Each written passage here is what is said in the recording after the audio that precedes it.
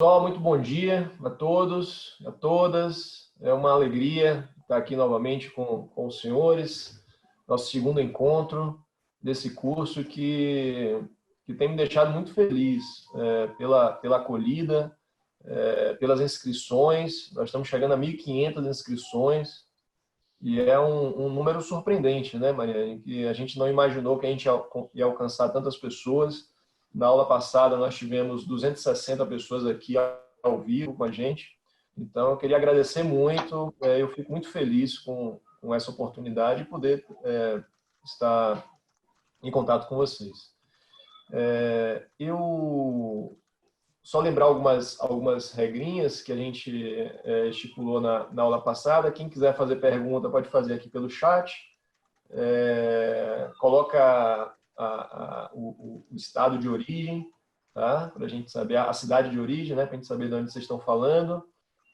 Dar boas-vindas aqui ao Davi, nosso companheiro aqui que está sempre ajudando a gente aqui com as perguntas.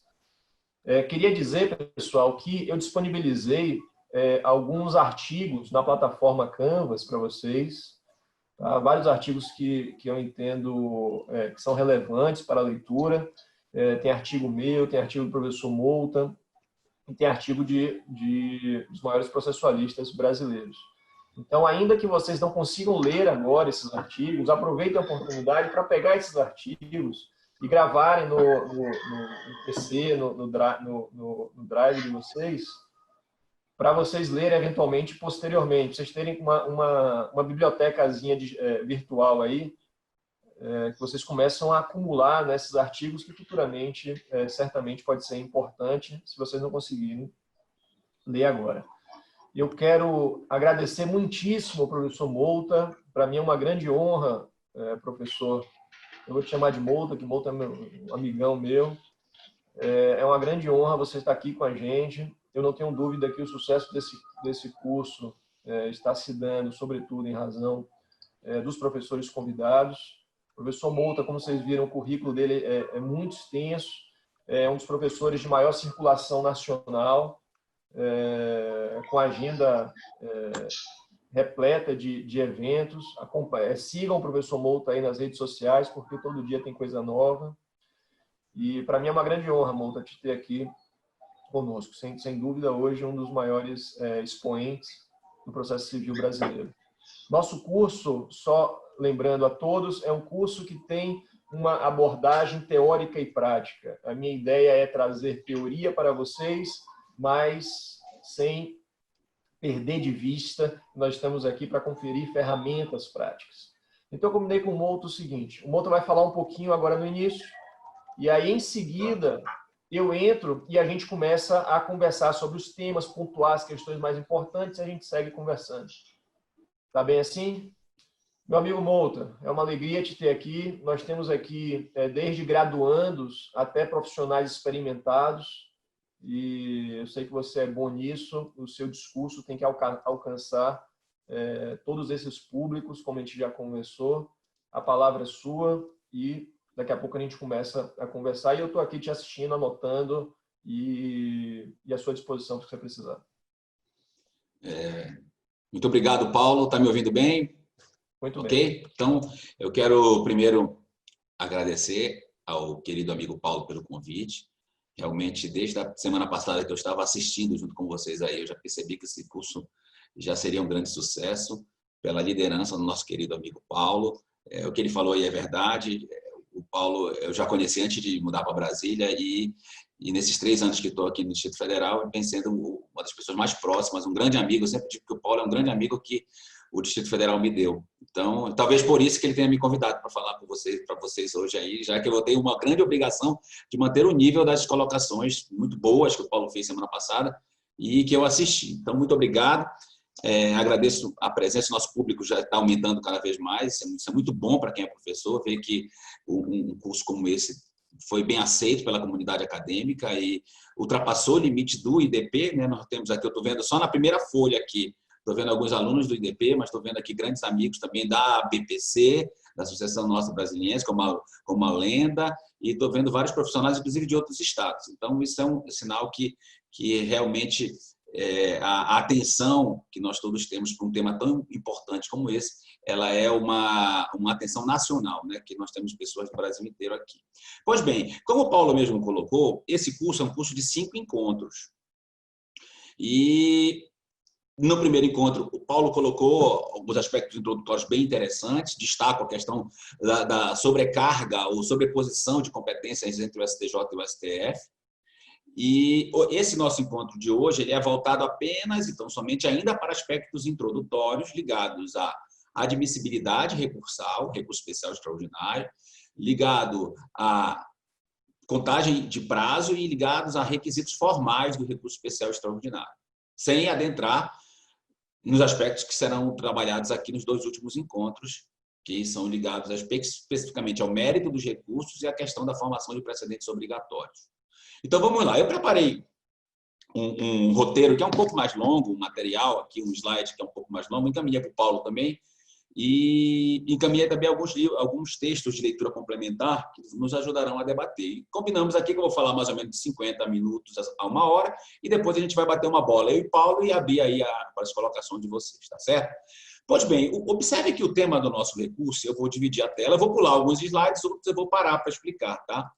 O tema do nosso curso, deixa eu apertar o F5 aqui para apresentar esse slide, fica mais legal. Pronto. O tema do nosso módulo aqui, da minha participação é este, aula 2, cabimento, admissibilidade, interposição, prazos e pré-questionamento. Então, por mais que eu tente me controlar, porque a gente acaba dialogando com outros assuntos de mérito do recurso especial extraordinário, mas a gente vai se concentrar nesses aspectos ainda introdutórios desse diálogo dos recursos especial extraordinário. E a primeira coisa que eu destaco para vocês é nesse segundo slide, até comentei ontem com o Paulo, que a gente esquece do primo pobre dos recursos, né?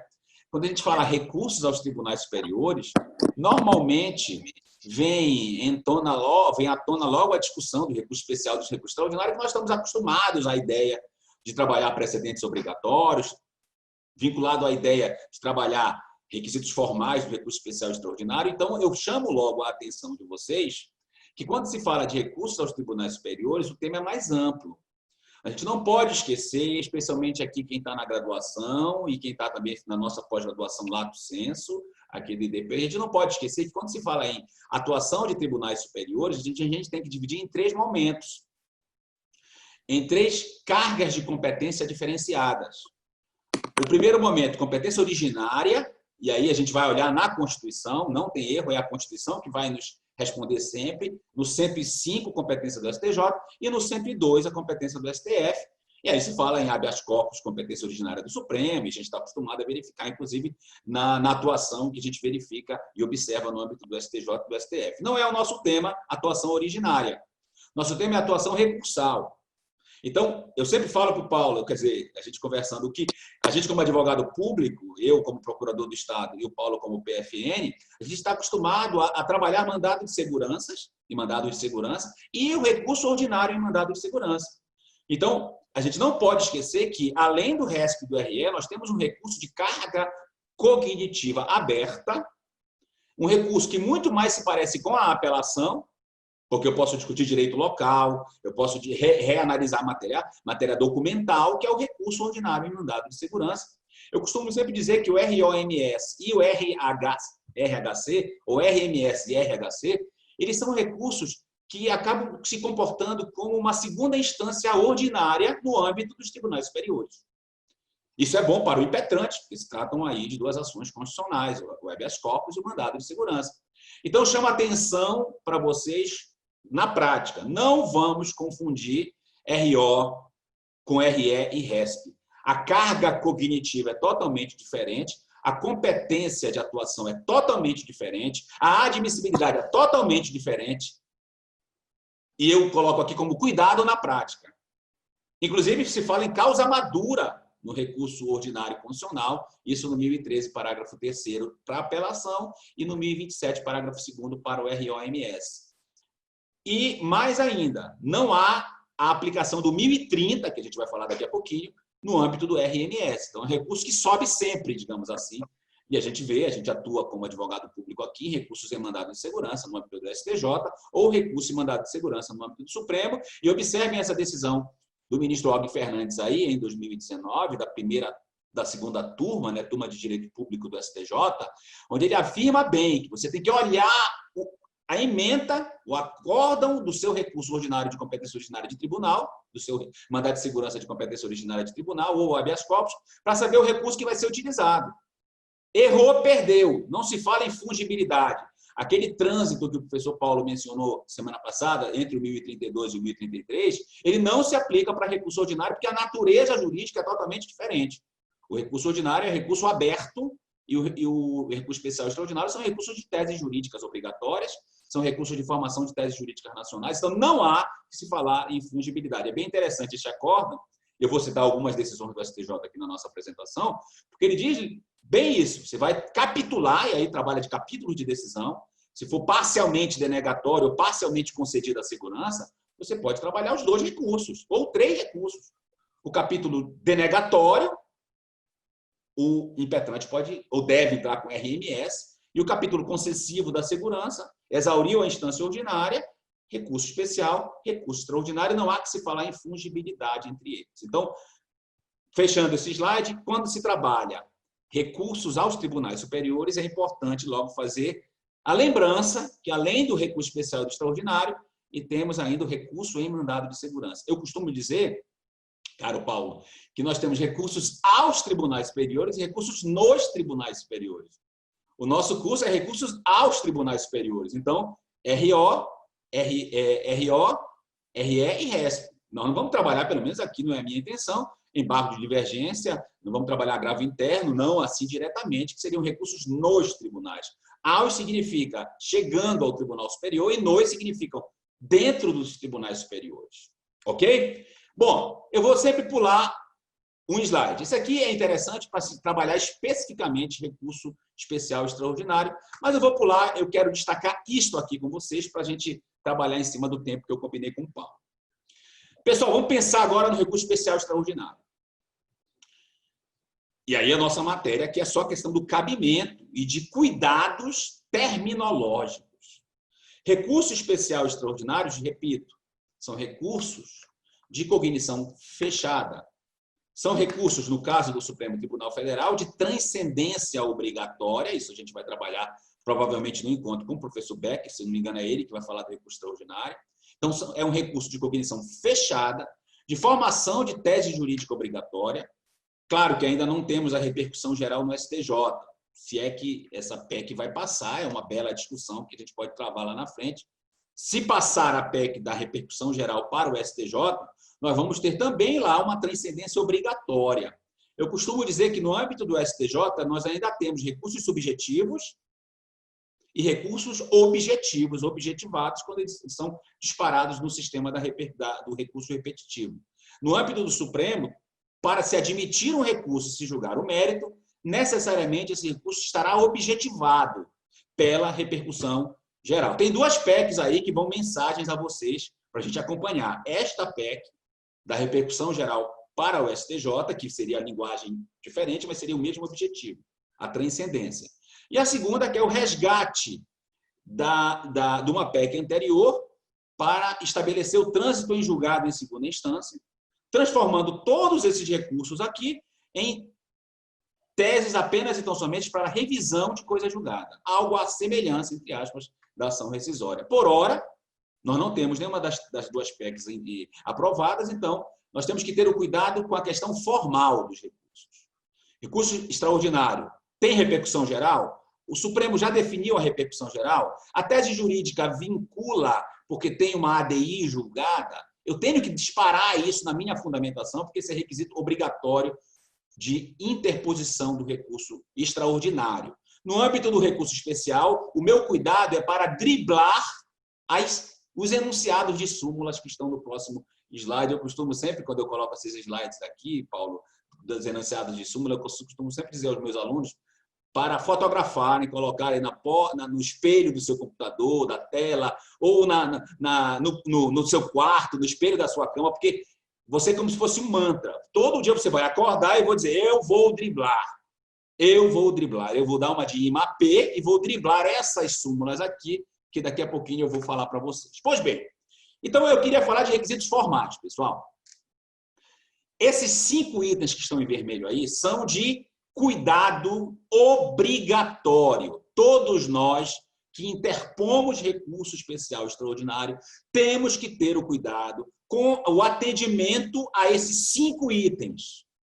Primeiro, indexação.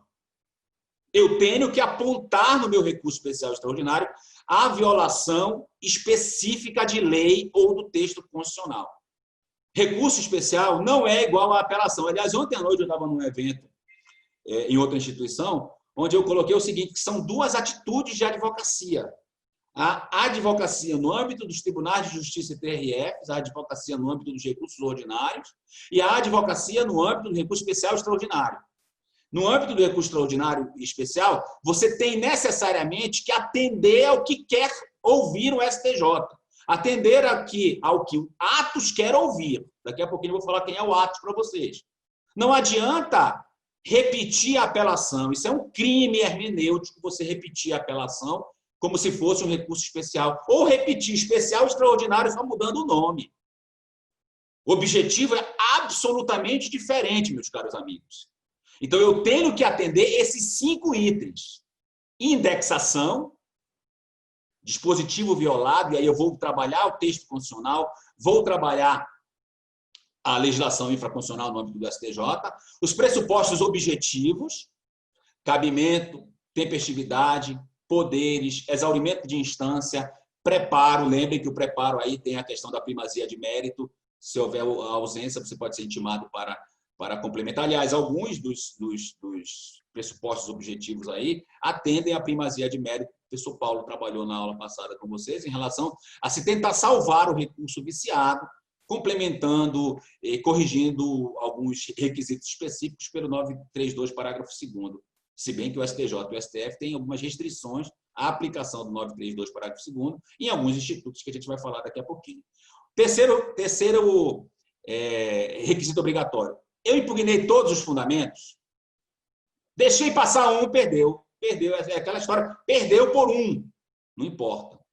Inclusive, aquele diálogo que o professor Paulo falou do livre trânsito entre recurso especial e extraordinário, tem que atender isto aqui. Se tiver fundamento constitucional e infra, eu tenho que entrar com os dois.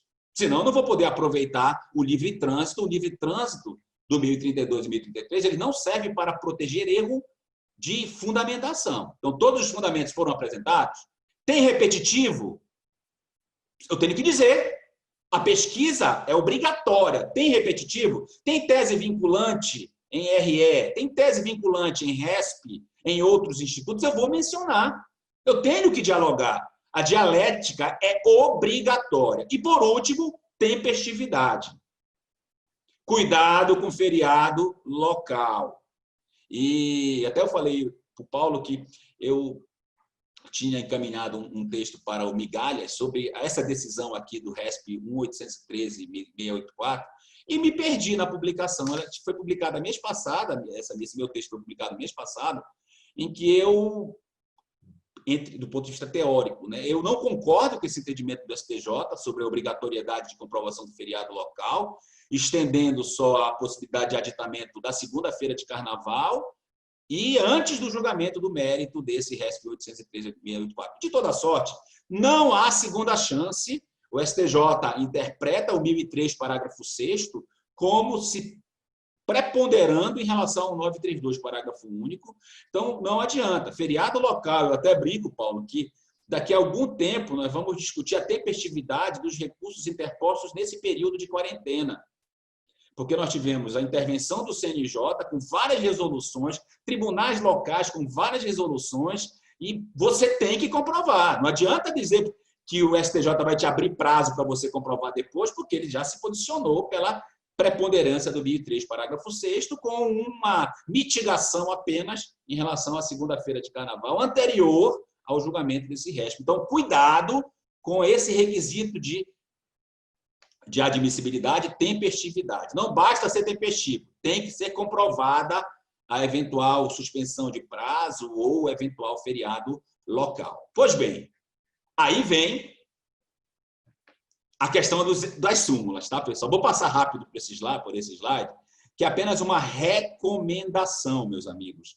vamos ter cuidado para atender os requisitos formais do recurso especial, os requisitos formais do recurso extraordinário. Cada vez mais se desenvolve a inteligência artificial no STJ, chamada de Atos, no STF, chamada de Victor, e cada vez mais você tem decisões unipessoais aplicando essas súmulas aqui para não julgar mérito, ou, no caso da 568, para aplicar o julgamento dominante. Então, cuidado, a 5, a 7, a 279, a 280, a 126, perigosíssima, quando você tem duplo fundamento no recurso originário, a 182, perigosíssima, falta de fundamentação específica, a 211, 282, 36, como eu vou falar daqui a pouquinho sobre o pré-questionamento, a 83, a 283, perigosíssima, fundamento não recorrido, a 284, perigosíssima, defeito de fundamentação. Eu só estou mostrando para vocês que são as indexações, digamos assim, mais comuns que apreciam monocraticamente o recurso especial extraordinário. E nos dias de hoje, cada vez mais a inteligência artificial se ampliando para apreciar, primeiramente, os recursos via presidência. E aí vai esse lembrete em vermelho aí. Quando se fala de recurso especial e recurso extraordinário, claro que vai ter o filtro local, que é o próximo assunto, mas admitido esses recursos, ou subindo em ARESP ou ARE, primeira parte, a apreciação do presidente, STJ e Supremo. Muitos aí já tem um crivo de um percentual altíssimo de recursos que já ficam nessa apreciação presidencial. E aí daí já cabe agravo interno, se você não concordar com o julgamento unipessoal da presidência. Depois a distribuição para relator. Muitos dos recursos são julgados monocraticamente pelos relatores, é o terceiro ponto. E poucos, o que sobrar desses itens anteriores é que são julgados em apreciação colegiada, e hoje julgamento virtual, plenário virtual, como regra no STJ e no STF. Então, aquele romantismo achando que o seu recurso especial vai ser julgado pela turma tal, é um romantismo que a gente percebe que tem que ser adaptado para a nova realidade. Os filtros existem, a inteligência artificial cada vez mais aplicada, então, necessariamente, antes de ser julgado de forma colegiada, um RESP vai passar por todos esses filtros. Eu, como advogado, e observando o caso concreto, eu tenho poucos recursos especiais que são de cara julgados de forma colegiada. Poucos. Eu acho que não chega a 20%, porque os outros todos são julgados quando sobem recursos especiais, né? Também eu incluo os ARESPs aí no bloco. Os recursos especiais ou os ARESPs são julgados ou no 1 ou no 3, ou pela presidência ou pela apreciação monocrática do ministro, aplicando, provavelmente, esses enunciados de súmula. Então, são enunciados que a gente tem que trabalhar no nosso caso concreto. Por isso, meus amigos, é que eu falei há pouco que são duas atuações como advogado. A atuação no âmbito local, em recursos ordinários, que você pode ampliar a cognição, discutir fato, discutir matéria documental, etc. E a advocacia no âmbito de recursos especial / extraordinário. Beleza. Estamos caminhando aí bem, né, Paulo? Um assunto que eu conversei com o Paulo também, extremamente importante. Lembrem que a nossa mesa de hoje, né, a nossa segunda aula, é ainda a aula de requisitos de admissibilidade. Então, tomem muito cuidado. É uma briga antiga que eu digo desde que o Código entrou em vigor, né, de 3 anos. Mas, do ponto de vista de discussões acadêmicas e casos concretos, é uma briga bem acentuosa, bem grande, e particularmente eu não concordo com o entendimento que o STJ vem apontando em relação a isso.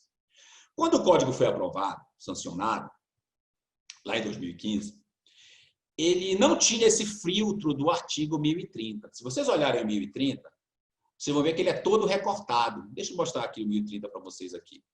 Ele é todo recortado. E tem a razão de ser desse recorte. Tem a razão de ser desse recorte. A intenção do CPC era estabelecer uma possibilidade de subida de recurso especial extraordinário para deixar os tribunais superiores aplicarem o precedente e formarem toda a teoria geral dos precedentes obrigatórios que foi pensada pelo legislador lá no 927, 926, 928 do CPC. Quando o código foi sancionado em 2015, começou a haver uma grande discussão sobre a retirada do filtro. A retirada do filtro ocorreu na apelação, por exemplo. A apelação ela é interposta tecnicamente na vara de origem, mas a apelação, entre aspas, sempre sobe, porque todos os requisitos de admissibilidade e mérito são formalizados pelo tribunal. Lá pelo artigo 1010 você vai ver bem isso.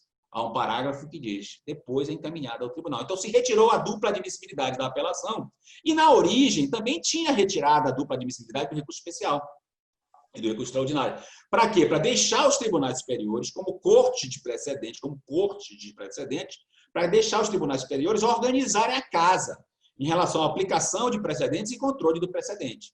Contudo, uma vez sancionado o CPC, começou o debate sobre a necessidade de devolver o filtro, a necessidade de devolver às instâncias ordinárias a admissibilidade recursal. É por isso que veio a Lei 13.256. Eu costumo dizer que a Lei 13.256 ela veio para isso, para criar o filtro.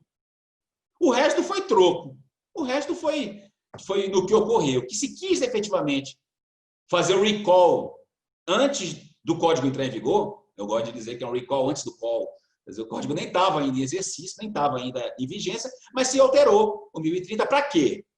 Para restabelecer um controle dos tribunais de justiça quanto aos requisitos formais do recurso especial. Então, se devolveu a dupla admissibilidade que existia no sistema anterior, com um detalhe interessantíssimo. Interessantíssimo. Essa expressão negar seguimento aqui do inciso 1, eu acho uma expressão inadequada. Porque a expressão aqui está mais ligada à ideia de trancamento do recurso, porque você, recorrente, não tem acesso ao Tribunal Superior quando o seu recurso extraordinário tem questão que o STF já definiu como não tem repercussão geral. Ou que o teu recurso especial tem matéria que o STJ já apontou como resultado em um repetitivo. Então, o 1 é no sentido de que você não tem... É um trancamento de instância. Você não tem acesso à instância superior por questões no RESP, no RE, voltadas ao tema central do teu recurso, que já foi objeto de apreciação em tribunal superior, via repetitivo ou via repercussão geral. Está muito mais interessante a ideia de trancamento, por quê? Porque desta decisão aqui, não cabe o agravo e recurso especial lá do artigo 1042. Importantíssimo isso.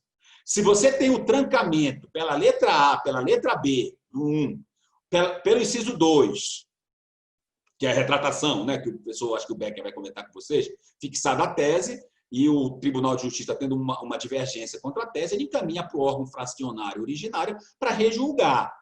Se for o 3 também, escolher o seu sobrestar primeiro, né? O recurso vai ficar sobrestado, esse sobrestamento não é obrigatório, mas, de toda sorte, é bem interessante o sobrestamento. O problema não é sobrestar. O problema, e a gente sabe, o Paulo, já conversamos isso em outros grupos de professores, o problema não é sobrestar, o problema é que o Supremo demora a julgar a repercussão geral. Talvez agora no plenário virtual, vai disparar, vai descongestionar, está descongestionando a pauta do Supremo, mas o problema é que demora a ser julgado. Então, sobresta para ficar parado quanto tempo? Então, o 1, o 2 e o 3, no 1, no 2 e no 3, e no 4 também, você não tem acesso ao recurso. É um trancamento de acesso ao Tribunal Superior. É assim que eu gosto de falar. Então, é uma admissibilidade entre aspas, porque do ponto de vista técnico, a admissibilidade está ligada apenas e tão somente à análise dos requisitos de admissibilidade. Tempestividade, preparo, pré-questionamento, última instância, etc. E, a rigor, a admissibilidade propriamente dita é só no inciso 5. Então, o que é interessante? Que o inciso 5, a admissibilidade, para mandar subir ou para negar seguimento por vício de admissibilidade, essa admissibilidade só será apreciada pelo TJ se não for caso de trancamento de acesso ao Tribunal Superior. Então, primeiro, o TJ, o TRF, analisa se é caso de trancar o acesso ao Tribunal Superior. Se não for o caso, ele analisa a admissibilidade, mandando subir ou não, claro que não tem a repercussão geral, quer dizer, por exclusão. A admissibilidade do ponto de vista do item 5 é por exclusão. O que é importante saber? Cuidado com o parágrafo 1º, cuidado com o parágrafo 2º. Se a decisão do Tribunal de Justiça for de trancamento de acesso ao Tribunal Superior, o teu recurso é no âmbito do Tribunal de Justiça, que é o agravo interno. Se a decisão do Tribunal Superior for no sentido de admissibilidade, pré-questionamento, preparo, repetitividade, etc., requisitos formais, aí você poderá interpor o ARI ou o ARESP do 1042. O detalhe interessante, deixa eu voltar lá para os nossos slides. O detalhe interessante é que muitas vezes você tem uma decisão de duplo fundamento. Você tem uma decisão de duplo fundamento. Já aconteceu comigo, inclusive no TST. Um recurso do TST, quer dizer, RO, depois a revista. Da revista do TST, eu entrei com RE. E o RE foi travado por duplo fundamento. O 1 e o 5. Eu tive que entrar com agravo interno e ARI. Ainda não foi julgado o agravo interno. Capitulando bem, olha o capítulo de sentença aí, capítulo de decisão. Capitulando bem o pedaço que é do agravo interno e o pedaço que é do ARI e do ARESP. A ideia de unirrecorribilidade é um dogma. Tá? Aqui a questão é de um recurso para cada capítulo. Então, o capítulo que negou o segmento com base na aplicação do precedente, eu quis discutir a divergência, a distinção, o distinguish, entrei com o agravo interno. E o outro capítulo que eu quis discutir aspecto formal, que tinha pré-questionamento, etc., eu entrei com o ARI. Cuidado com a súmula 322 do Supremo, ele aplica muito também. Quando não há competência dele, você tenta forçar um recurso. E o mais interessante é que vem culminar com essa discussão. E nós, professores, estamos sempre debatendo isso nos grupos. Vamos imaginar que eu entre com agravo interno e o Tribunal de Justiça ou o Tribunal Regional Federal mantém a decisão pelo seu órgão colegiado maior, que é uma decisão do presidente ou do vice. Então, agravo interno é o órgão colegiado maior. Se o órgão colegiado maior mantiver a decisão do presidente dizendo que não é caso de chegada ao STJ porque está decidindo igual e você quer suscitar divergência. Cabível é o que depois do agravo interno? STJ, nesta reclamação 3646 deste ano, fundamentação bem interessante, afirma que não cabe reclamação para aplicar precedente. Lembrando que o CPC prevê a reclamação expressamente, necessitando apenas exaurimento da instância ordinária, que é o parágrafo 5º do 988. Ora, se eu entrei com agravo interno e foi mantida a decisão, eu já não exauri a instância ordinária? Será que já não caberia a reclamação? STJ se posicionou em sentido contrário. STF tem vários precedentes favoráveis à reclamação. Eu, particularmente, entendo que cabe a reclamação. Outros autores vão defender que cabe outro recurso especial, outro recurso extraordinário, mas não vejo por que negar o cabimento à reclamação. E aí tem um texto meu lá do Empório do Direito, lá da minha coluna da Advocacia Pública e outros temas jurídicos, onde eu tratei desse assunto, mas lá no final do slide tem vários outros que vocês podem ter acesso. Então, no meu modo de pensar, depois do agravo interno, mantendo a divergência, você querendo aplicar a divergência, suscitar a divergência, o Tribunal de Justiça mantendo a ideia de que é igual, você tem que ter acesso ao Tribunal Superior. E a reclamação só necessita exaurir instância, e não apenas, e nesse caso eu exauri, porque eu entrei com agravo interno. Então, é um assunto bem interessante, porque essa admissibilidade pode ter mais de um fundamento. Então, tome cuidado, que eventualmente você vai ter que entrar com a ARESP, ARI, de um capítulo, e agravo interno de outro capítulo. E após o agravo interno, surge esse problema do cabimento da reclamação. E mais, hein? Depois desse assunto, eu só tenho mais o pré-questionamento e eu encerro para a gente começar a debater. E mais. STJ. Nunca conversei com o Paulo sobre esse entendimento. Tá? O STJ e o Supremo, eles têm um entendimento anterior ao CPC mudar, dizendo que, da decisão de admissibilidade,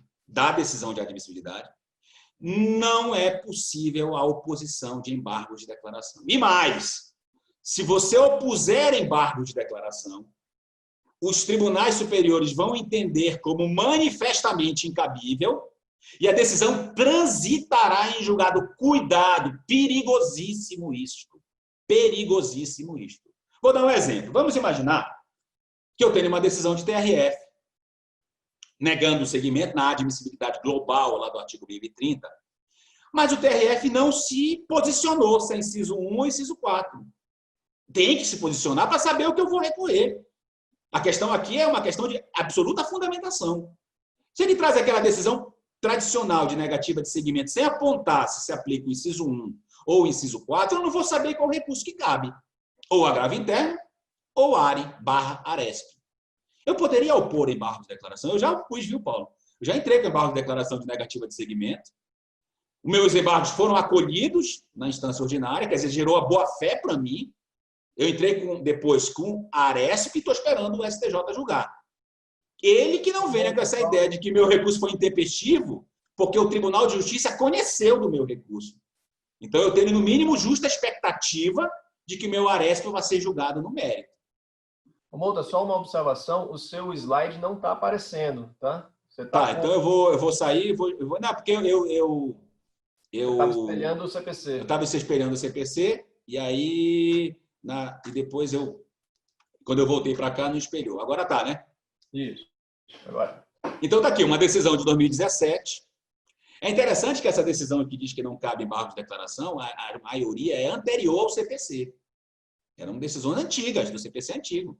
Mas o STJ continua decidindo assim. Aqui, olha, um agravo interno no ARESP 980/304, e eu puxei lá do espelho da pesquisa do STJ vários outros. Isso aqui é uma coisa bem interessante quando a gente faz peça recursal, tá? Você puxar lá na pesquisa outros casos iguais. Então, olha, no STJ, esse tema, recurso manifestamente incabível, que não interrompe prazo, tem vários outros precedentes. Então, eu fiz um resumo aqui, ó. Em resumo, se for aplicado o precedente em repetitivo, cabe agravo interno.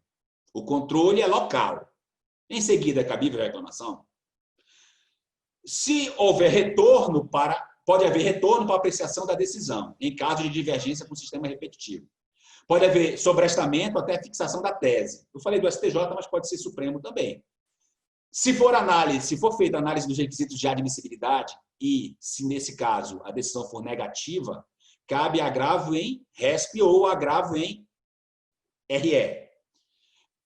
Discutir recurso representativo, inexistência de retratação ou que o tema não esteja ainda submetido ao repetitivo. E a última observação, para a gente gravar bem, que o STJ/Supremo, eu estou falando do STJ, mas do Supremo também, não vem admitindo a oposição de embargos de declaração contra essa decisão de admissibilidade. Então, é um caso interessantíssimo que a gente tem que ficar sempre preocupado no nosso caso concreto. Pois bem, e como eu disse, tem uma outra decisão aqui já do Supremo, né, com vários precedentes da ministra Carmen Lúcia, do ministro Fachin, também apontando essa observação. Entrou com recurso errado, intempestividade. Inclusive, nesse caso em que eu tenho um fundamento para agravo interno, se eu entrar com ARESP ou ARE, recurso errado. É o trânsito em julgado precoce. O trânsito em julgado precoce é interessantíssimo, porque ele pode acontecer aqui no recurso manifestamente incabível e pode acontecer também naquele caso dos embargos de declaração, onde há a segunda multa e o sujeito não recolhe o valor da segunda multa imediato e entra com recurso. Ele é considerado um recurso incabível, um erro, e a coisa julgada é apenas certificada nos autos. Então, a gente tem que ter muito cuidado para o uso do recurso correto, porque tudo que acontecer lá na frente pode ser apenas de fato, que de direito repristina a coisa julgada à data em que o recurso foi oposto ou interposto de forma errada. Ok? Pois bem, aqui é só uma decisão de reautuação, que não cabe recurso, quando reautua o ARESP em ARE, o ARESP em RESP ou o ARE em RE, quem quiser anotar, segunda turma, ministro Og Fernandes. E aí vem a questão final que eu queria conversar com vocês, para a gente debater. Eu tenho refletido, teve até um evento na BPC, Paulo, que eu apresentei, um daqueles café com processo, em que eu lancei essa questão do pré-questionamento. Deixa eu primeiro lançar minha ideia. Eu falei até com o Rodrigo, já também, o Pinheiro, nosso amigo, sobre essa ideia. Eu não convenci muito, mas eu vou lançar para vocês. Eu acredito que o instituto do pré-questionamento tem que ser revisitado. Por quê? Porque, assim como a fundamentação do 489, o 1025 foi o primeiro artigo pós-Constituição que o legislador ordinário especificamente falou sobre o pré-questionamento. Foi o primeiro, porque quando a Constituição entrou em 88, nós tínhamos o CPC de 73. Então, a fundamentação do 93.9 da Constituição, ela veio com 489 do CPC. Então, o que o legislador ordinário especifica sobre fundamentação? Temos que brigar com muitos aí, teoria na doutrina e na jurisprudência, sobre esse conceito do 489 de fundamentação. E parece-me, se eu estou ventilando, ainda é uma tese que eu quero criar, que o 1025 foi o primeiro dispositivo infraconstitucional que efetivamente interpretou o que é pré-questionamento. Ou seja, se o pré-questionamento tem origem constitucional, no 105.3 e no 102.3, com a ideia de questão decidida, parece-me que o 1025 aplica para todos os casos o pré-questionamento ficto. O problema do pré-questionamento, ele é bifurcado em dois. Quer dizer, o problema é uma árvore, né? Ele sai 2 galhos assim, da árvore. O primeiro galho da árvore do pré-questionamento é a interpretação do 1025, que é dada pelo STJ. E o segundo galho desta árvore é a questão do pré-questionamento e a matéria de ordem pública. A análise dessas súmulas aí, né? 356, 257, etc. Então, eu vou separar as duas argumentações aqui para trabalhar com vocês. Primeira pergunta é, será que, em razão da natureza constitucional, eu posso aplicar a dispensa de pré-questionamento para a matéria de ordem pública, por exemplo? Existem decisões antigas do STJ falando de efeito translativo moderado. Mas eu indago se essas súmulas prevalecem no dia de hoje. Tem uma conclusão que eu acho interessante a gente fazer. Qual é o objetivo do pré-questionamento? O que é questão decidida? Questão decidida é questão que eu suscitei nos embargos de declaração, observe o 1025 de novo aí, ou questão decidida é aquilo que efetivamente o acórdão dos embargos estabeleceu? Parece-me, e aí a gente eu vou começar a lançar minha ideia, parece-me que não tem espaço aqui para se falar que eu tenho que pré-questionar e, no meu recurso especial, eu tenho que falar de nulidade por cesseamento de defesa. Parece-me que a intenção do legislador foi clara. Permitir o pré-questionamento ficto, sim, desde que o Tribunal Superior considere que houve omissão efetiva ou contradição. Está escrito isso. Contudo, não é este o entendimento que o STJ vem apontando desde este precedente aqui, de 2017, onde está o mouse, da ministra Nancy Andrighi, o RESP 1.639.314. Esse foi um dos primeiros a indicar uma nova visão do pré-questionamento, dizendo que, para que se considere pré-questionada a matéria ou a questão, eu tenho que suscitar a violação ao artigo 1022 do CPC.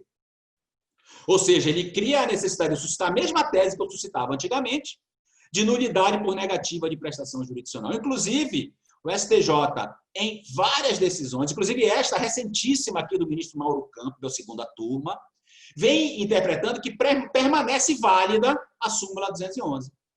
Ou seja, se eu suscitei, o acórdão não enfrentou, não está pré-questionado. É isso que diz a súmula 211. Este acórdão do ministro Mauro Campos, ele vai mais além. E aí vem a segunda parte da árvore que eu estou falando para vocês. Ele vai mais além. Ele enfrenta a discussão da matéria de ordem pública. E ele chega à conclusão que também em relação à matéria de ordem pública, eu tenho que ter o pré-questionamento como requisito obrigatório. Eu não posso criar a matéria de ordem pública em sede de recurso especial, em sede de recurso extraordinário, em sede de ARE, em sede de ARESP, em sede de agravo interno, se esses julgamentos forem unipessoais no âmbito dos tribunais superiores. Então, eu acho que é um grande tema, importantíssimo esse nosso momento de reflexão acadêmica, para a gente repensar ou restabelecer o Instituto do Pré-questionamento.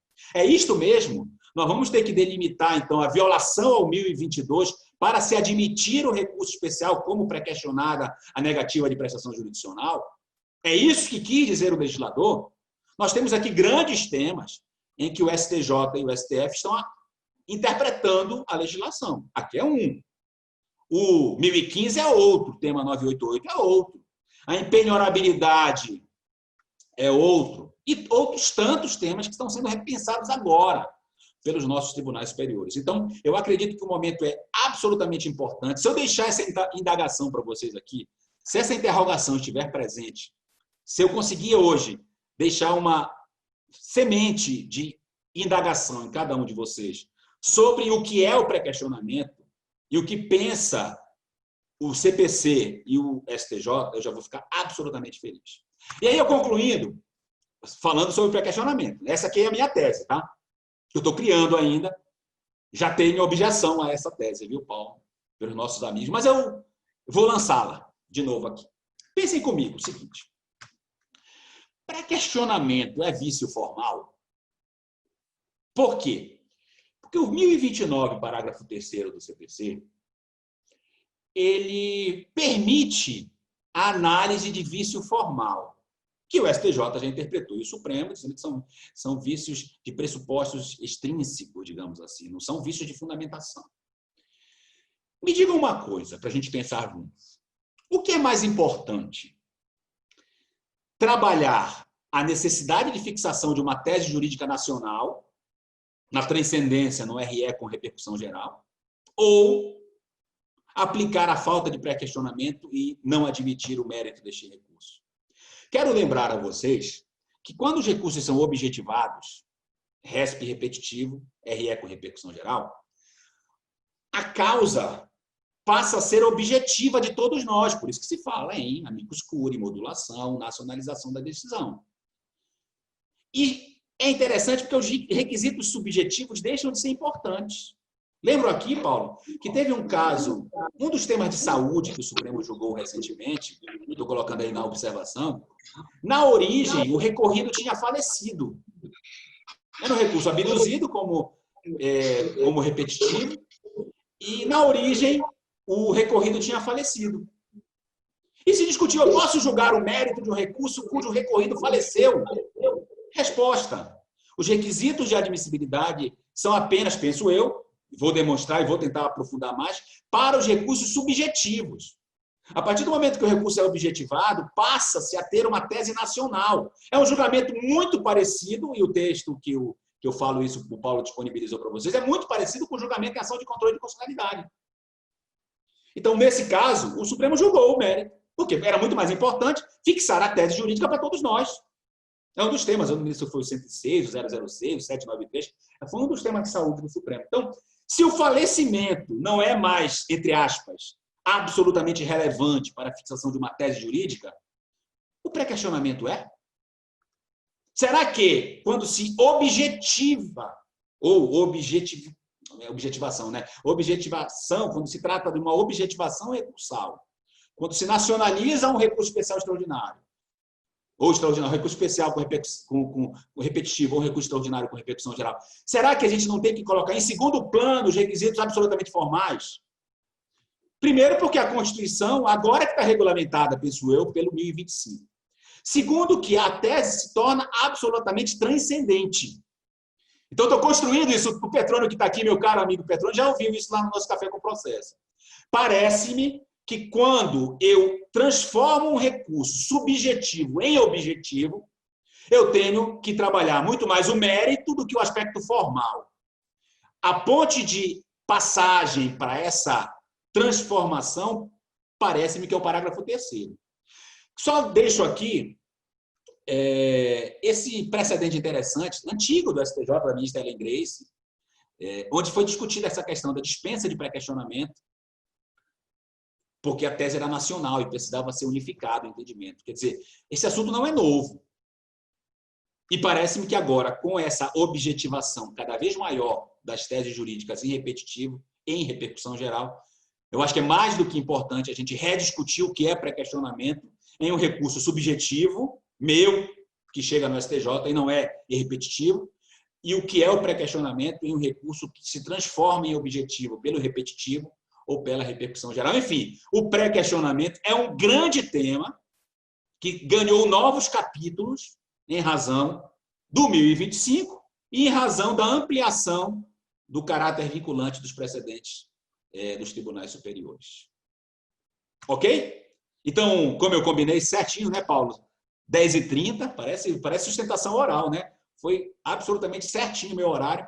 Esses são alguns textos de leitura complementar, do Migalhas, do meu academia.edu, podem procurar o meu academia.edu, José Henrique Mouta. Tem vários textos sobre os assuntos que a gente está trabalhando hoje. Destaco esse primeiro, destaco esse último e esse penúltimo aqui, que foi da coluna da BD Pro da semana passada, a questão da aproximação do controle difuso e concentrado. Já vi que nós temos aqui 53 colocações aí no nosso chat. Isso significa ou que foi bom e está todo mundo discutindo, eu não vi, né? Ou que foi ruim e está todo mundo lamentando. De qualquer maneira, nesse primeiro momento, agradeço a oportunidade. Estão aí os meus contatos, meu site e o meu Instagram, @professor Henrique Mouta. E continuamos aqui para essa manhã de debate. Estou muito feliz de estar aqui com vocês. Fiquei mais feliz ainda ao ver meu amigo Petrônio Calbon, meu mestre, né? O Petrônio é professor de todos nós. Muito obrigado, Petrônio, pela sua presença. Devolvo a palavra para o nosso querido professor Paulo Mendes. Obrigado, Paulo. Grande Mouta, que maravilha de aula, meu amigo. Você elevou muito o nosso nível aqui, suscitou muitas questões importantes e agora a minha função é a gente voltar um pouquinho às coisas que o Mouta disse, que eu quero pontuar com vocês algumas coisas para a gente ir evoluindo juntos. Vamos lá. Vamos primeiro começar com o recurso ordinário. Recurso ordinário. O Mouta colocou muito bem que, quando nós falamos de recurso aos tribunais superiores, nós temos que não só pensar no recurso especial extraordinário. O recurso especial extraordinário são os mais importantes que a gente está estudando aqui, mas é importantíssimo nós lembrarmos que é possível haver a existência de uma espécie de apelação para o STJ e para o STF. Uma espécie de apelação. É isso que se chama de recurso ordinário. Recurso ordinário. Que você vai interpor de determinadas ações que são ajuizadas originariamente nos tribunais de justiça e TRFs. Por exemplo, e aí falar sobre um tema que é da especialidade do meu amigo Mouta, mandado de segurança. Atenção a isso, gente. Mandado de segurança. Se você tem um mandado de segurança de competência originária do TJ ou do TRF, mandado de segurança de competência originária do TJ ou do TRF, ele é julgado. E a pergunta que o Mouta colocou foi: qual é o recurso cabível contra essa decisão? Isso aqui é relevantíssimo, porque o recurso cabível vai depender do conteúdo da decisão. Conteúdo da decisão. Se a decisão desse mandado de segurança for denegatória, o cidadão, e veja que eu queria até te ouvir sobre isso, Mouta, isso é uma prerrogativa do cidadão. O mandado de segurança não é uma ação constitucional que tem por objetivo proteger, assim, de uma forma bem geral, olhando para a sua história, o cidadão contra o Estado, em face do Estado. Ou seja, o Constituinte, ele permitiu que o cidadão, se ele perder no tribunal, ele pode entrar com um recurso ordinário para o STJ. E qual é a diferença disso? Que o recurso ordinário manda tudo para o STJ. Não tem necessidade de pré-questionamento. Não tem devolutividade limitada à questão de direito. Ampla análise de fatos. Então perceba quanto isso que o professor Mouta falou é relevante. Agora, só vai ser cabível o recurso ordinário se a decisão for denegatória. Denegatória.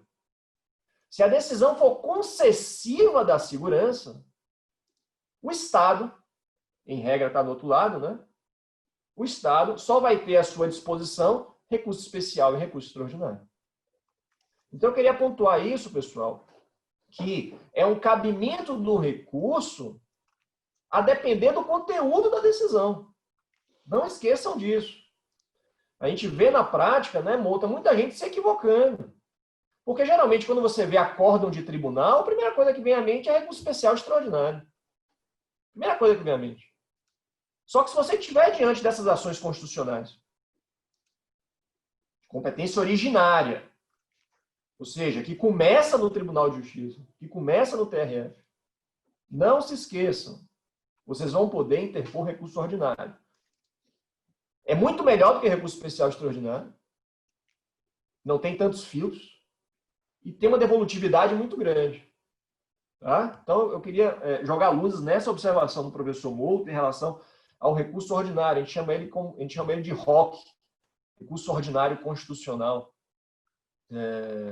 E é uma prerrogativa do cidadão que está impetrando o mandado de segurança. Você concorda com essa ideia, Mouta, que a existência do recurso ordinário é uma prerrogativa do impetrante porque a Constituição quis conferir uma maior camada de proteção a esse cidadão que se utiliza dessas ações constitucionais? Você concorda com essa ideia? É isso mesmo, Paulo. Dependendo, por isso que aquela decisão que eu mostrei há pouco, acho que é do ministro Og, lá na explicação, ele fala que o acórdão foi parcialmente concessivo, ou seja, foi parcialmente denegatório também. Então, eu teria que capitular ali em capítulo de decisão, lembrando do professor Dinamarca aí dos capítulos de sentença, para dizer que o cidadão tem a garantia constitucional de um recurso aberto naquilo que ele perdeu. Ele não pode estar com recurso especial de tudo e nem muito menos a fazenda. Teria que se capitular. Agora, uma coisa interessante que acontece muitas vezes na prática, Paulo, e eu já vi muito aqui em Brasília, é do mandado de segurança ser impetrado na origem, ser objeto de uma decisão monocrática de desembargador, e dessa decisão ele já entra com recurso ordinário. Incabível. Porque não é decisão final. Então, tanto para o recurso especial, quanto para o recurso extraordinário, quanto para o recurso ordinário, seja em MS, seja em HC, tem que ter decisão de tribunal, acórdão.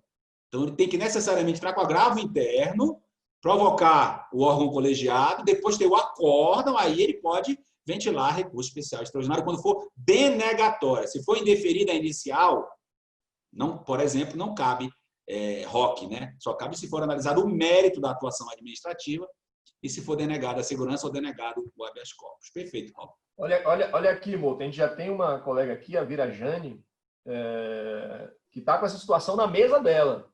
Na mesa dela, uma decisão denegatória de mandado de segurança, e ela estava em dúvida. Agora, com a aula do professor Mouta, a gente já resolveu esse problema. Veja só se é decisão unipessoal, se é colegiada, Olha aí, e ver se é denegatório ou extinção por defeito formal, que aí não é caso de recurso ordinário. Então vamos lá, vamos organizar. Então, Virajane, presta atenção. Se essa decisão é monocrática, você tem que primeiro interpor agravo interno, para só depois se continuar denegando o mandado de segurança, denegando no mérito ou denegando por questões processuais, denegatória de uma forma geral, cabe o recurso ordinário. Tá? Se já for acórdão, você já pode interpor o recurso ordinário. Mouta, pegando essa sua observação. Pessoal, outro requisito de admissibilidade muito importante dos recursos especial e extraordinário, que é o esgotamento da instância ordinária. Esgotamento da instância ordinária. Pessoal, tem muita gente aqui tarimbada que cai do cavalo. Então, vamos prestar atenção nisso aqui. O que o professor Mouta acabou de dizer? Para eu interpor recurso especial e recurso extraordinário, eu não posso fazê-lo contra uma decisão monocrática do relator no tribunal de origem. Eu tenho que transformar essa decisão monocrática em uma decisão colegiada. Ou seja, eu tenho que esgotar a instância para poder depois interpor recurso especial e recurso extraordinário. Então, bem aqui, isso aqui é simples. Só que aí agora começam os problemas. Primeiro problema. Em algumas situações, você tem uma decisão monocrática no tribunal. E você interpõe embargo de declaração contra essa decisão monocrática. Todo mundo está visualizando a situação? Decisão monocrática no tribunal e você interpõe embargo de declaração contra essa decisão monocrática. E aqui já vai um alerta, pessoal, não façam isso. Que complica o meio de campo. Salvo em situações excepcionalíssimas, não interponham embargo de declaração contra a decisão monocrática. Prefiram sempre o agravo interno. Por quê? O que acontece às vezes? Às vezes, a parte interpõe embargo de declaração contra a monocrática e o tribunal julga esses embargos de declaração pelo colegiado. Olha o problema. E aí você poderia perguntar, tá, Paulo, mas ele está convertendo o embargo de declaração em agravo interno? Não, esse não é meu exemplo. Se ele converter, tudo ótimo. Nós sabemos que ele pode converter o embargo de declaração em agravo interno, abrir prazo para que a parte complemente o recurso e julgar no colegiado. Isso é uma coisa. Eu não estou falando disso. Eu estou falando de embargos de declaração contra a monocrática. E esses embargos de declaração serem julgados pelo colegiado. Cuidado com isso, pessoal. Se isso acontecer, você não tem ainda o esgotamento de instância para entrar com recurso especial e recurso extraordinário. Está errado isso? Está errado. O colegiado não pode julgar embargos de declaração contra a decisão monocrática. Porque quem vai julgar os embargos de declaração contra a decisão monocrática tem que ser o relator, monocraticamente. Mas na prática isso acontece. Ele leva para julgamento colegiado. Pessoal, todo mundo está visualizando a situação? Monocrática, embargo de declaração contra a monocrática, embargo de declaração julgado pelo colegiado. O que você tem que fazer ainda? Você ainda precisa interpor agravo interno contra a monocrática, para tornar essa monocrática uma decisão colegiada, e só então estará esgotada a instância para interpor recurso especial e recurso extraordinário. Certo? E, Paulo, eu vi um caso em que essa fungibilidade lá entre o ED e o agravo interno não foi dado. Simplesmente o relator conheceu do ED como agravo interno e mandou para a turma. E eu depois entrei com ED contra essa decisão, dizendo que havia um erro improcedendo, porque o limite da devolutividade dos embargos de declaração é muito menor do que o limite da devolutividade do agravo interno. Exatamente. E aí eu estou esperando ser julgado agora. ED para dizer, olha, você não poderia ter transformado sem me ouvir. A transformação pode existir, mas eu tenho que aditar as minhas razões. Exatamente. Isso não ocorreu num caso concreto. E, Paulo, o professor Petrônio está levantando a mão aí. Eu acho que a gente dá a palavra para ele, né? Claro. Professor Petrônio, será que ele consegue abrir o áudio dele? Consegue aí, mestre? Eu não consigo. Consegui.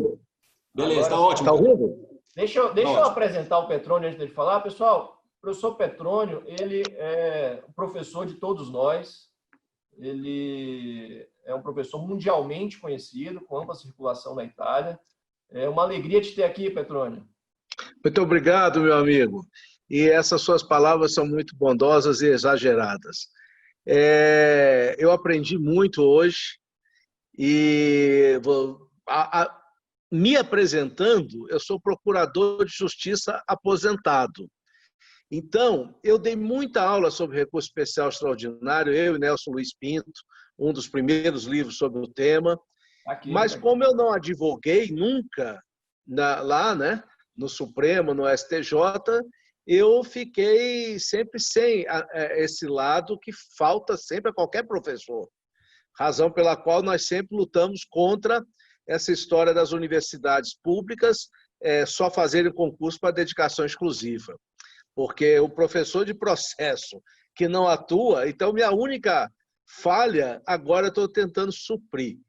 Então eu vou falar primeiro rapidamente, curiosidade, Paulo Mendes, não é objeção não. O recurso ordinário, ele é cabível não só de decisões do... Cadê a Constituição aqui? Você, Constituição? Não é cabível somente das decisões dos TRFs e do TJ. Veja que curiosidade.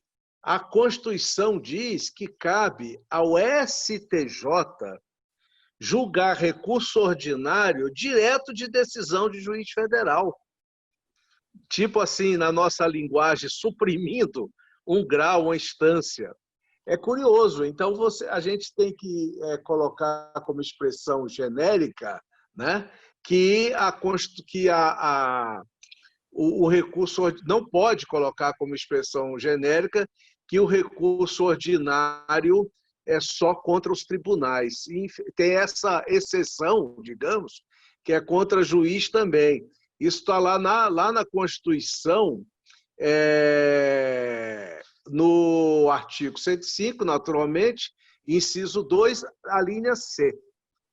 Outra curiosidade desse tema é que o regimento interno do Supremo, no seu artigo 318, e, aliás, melhor, o capítulo 4º é da apelação cível.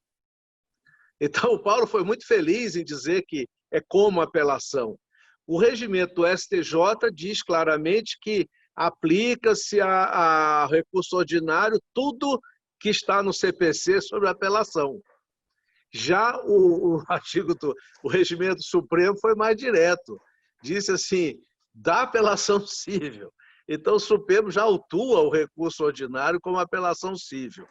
Eu gosto mais dessa terminologia, não sei por que foi dito na Constituição recurso ordinário. Aliás, eu sei, com todo respeito, muitos processualistas aqui não sabem.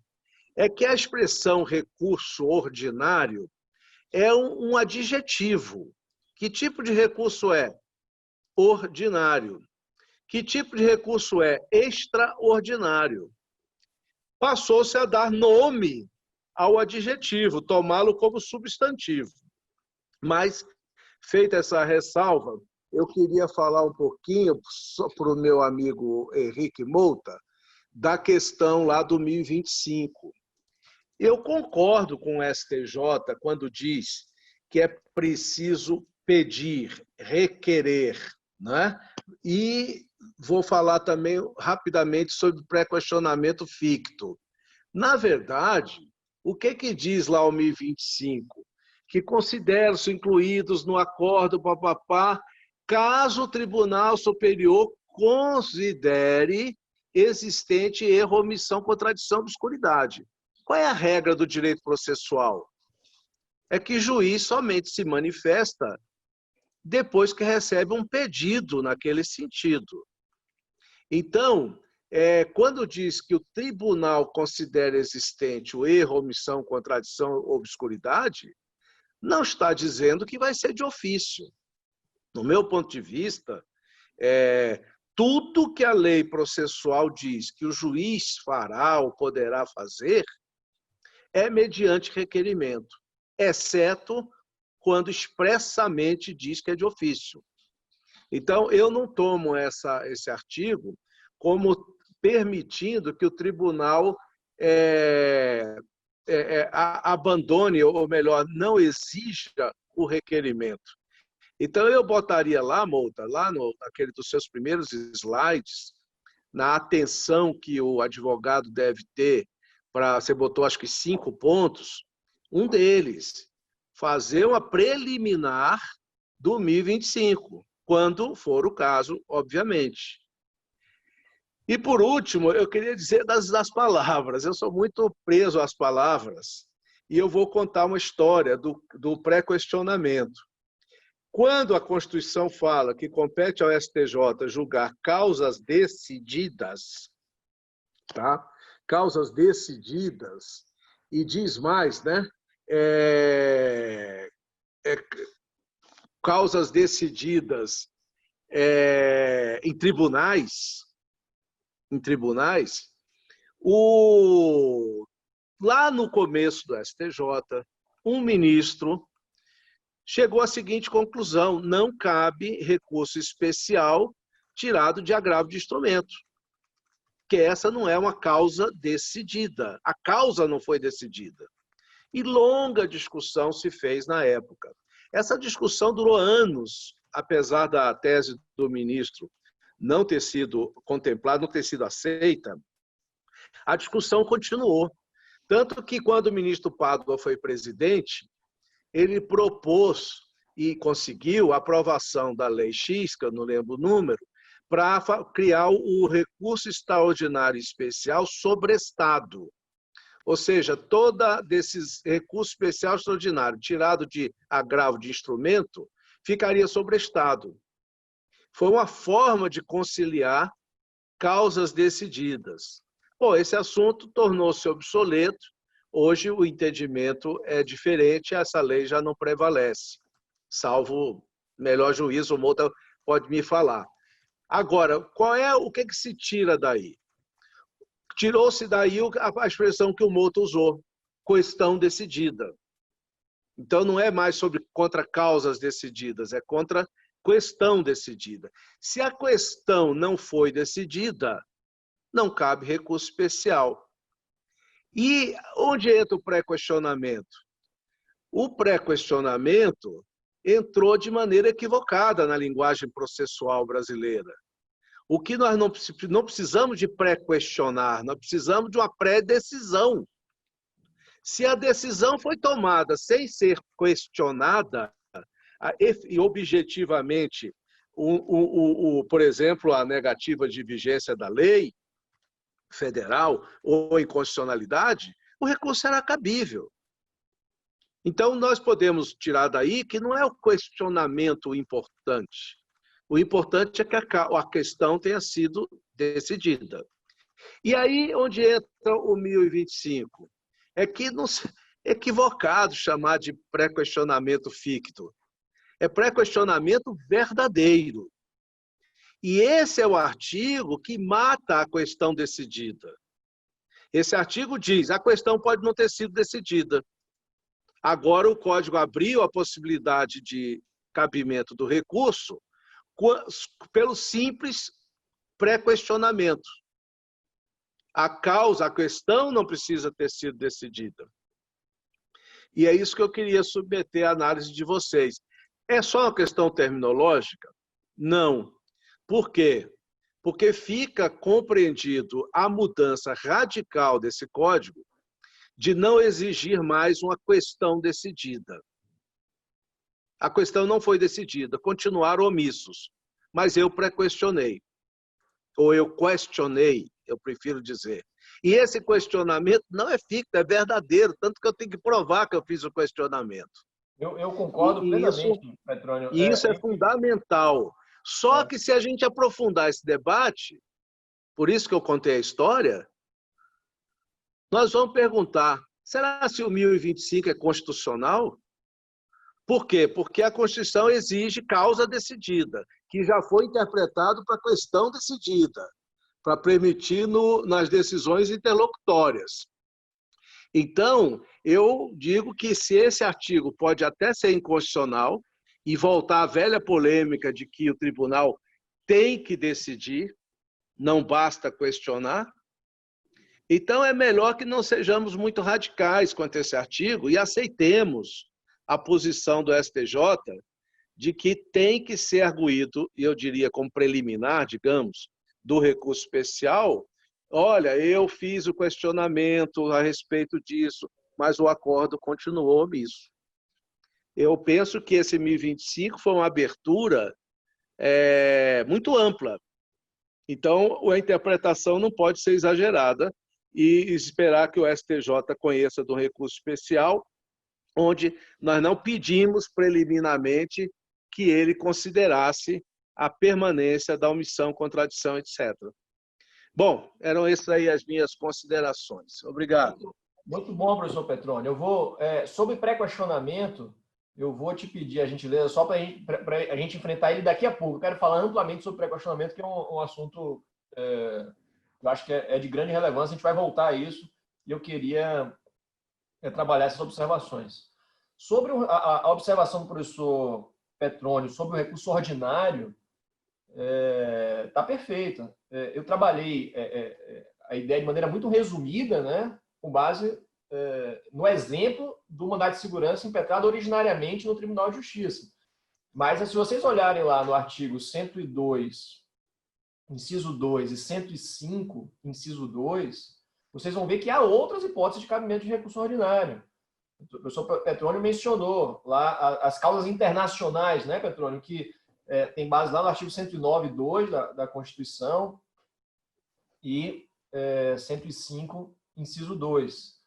É possível recurso ordinário, portanto, de primeira instância direto para o STJ. E também, se você tem ações de mandado de segurança, por exemplo, de competência originária do STJ, cabe recurso ordinário para o STF. Então, há outras hipóteses de cabimento. Eu agradeço muito, Petrônio, pelo esclarecimento. Sobre pré-questionamento, a gente volta já já. E só para fechar aquela ideia, pessoal, do esgotamento da instância, tem mais uma observação que eu queria trazer para vocês aqui, que às vezes foge da nossa percepção no dia a dia. eu sei que muita gente advoga em juizados, né? Tem muitos alunos aqui, muita gente vai advogar em juizados, porque geralmente é o primeiro foro onde a gente começa a nossa militância na advocacia. E aqui tem uma observação importante, pessoal. Nos juizados federais e nos juizados da Fazenda Pública... Não, vou voltar um pouquinho. Pessoal, a segunda instância dos juizados é a turma recursal, certo? Segunda instância dos juizados é a turma recursal. Quando nós estudamos cabimento de recurso especial e recurso extraordinário, nós vamos ver que não cabe nos juizados recurso especial. Porque o artigo 105, inciso 3, diz que só cabe recurso especial contra a decisão de tribunal. Turma recursal não é tribunal. Então não cabe recurso especial. Mas cabe recurso extraordinário contra a decisão de turma recursal. Porque o 102, inciso 3, diz que será cabível recurso extraordinário contra a decisão de única ou última instância. Não exige que seja tribunal. Então, contra a decisão de turma recursal, é possível interpor recurso extraordinário. Tudo bem até aqui? Atenção agora. Aqui é a mesma coisa. Eu posso interpor o recurso extraordinário depois de eu esgotar a instância. Se eu tenho uma monocrática, eu tenho que entrar com agravo interno, esgota a instância, para só depois interpor o recurso extraordinário. Só que, nos juizados federais e nos juizados da Fazenda Pública estadual, além do recurso extraordinário, você pode ajuizar o incidente de uniformização de jurisprudência. Incidente de uniformização de jurisprudência. Ou seja, é um incidente que está previsto na lei dos juizados federais e na lei da Fazenda Pública Estadual.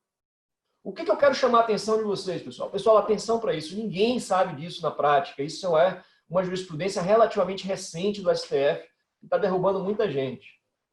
Se você opta por entrar com incidente de uniformização de jurisprudência, o STF entende que você só vai poder interpor recurso extraordinário depois desse incidente de uniformização de jurisprudência.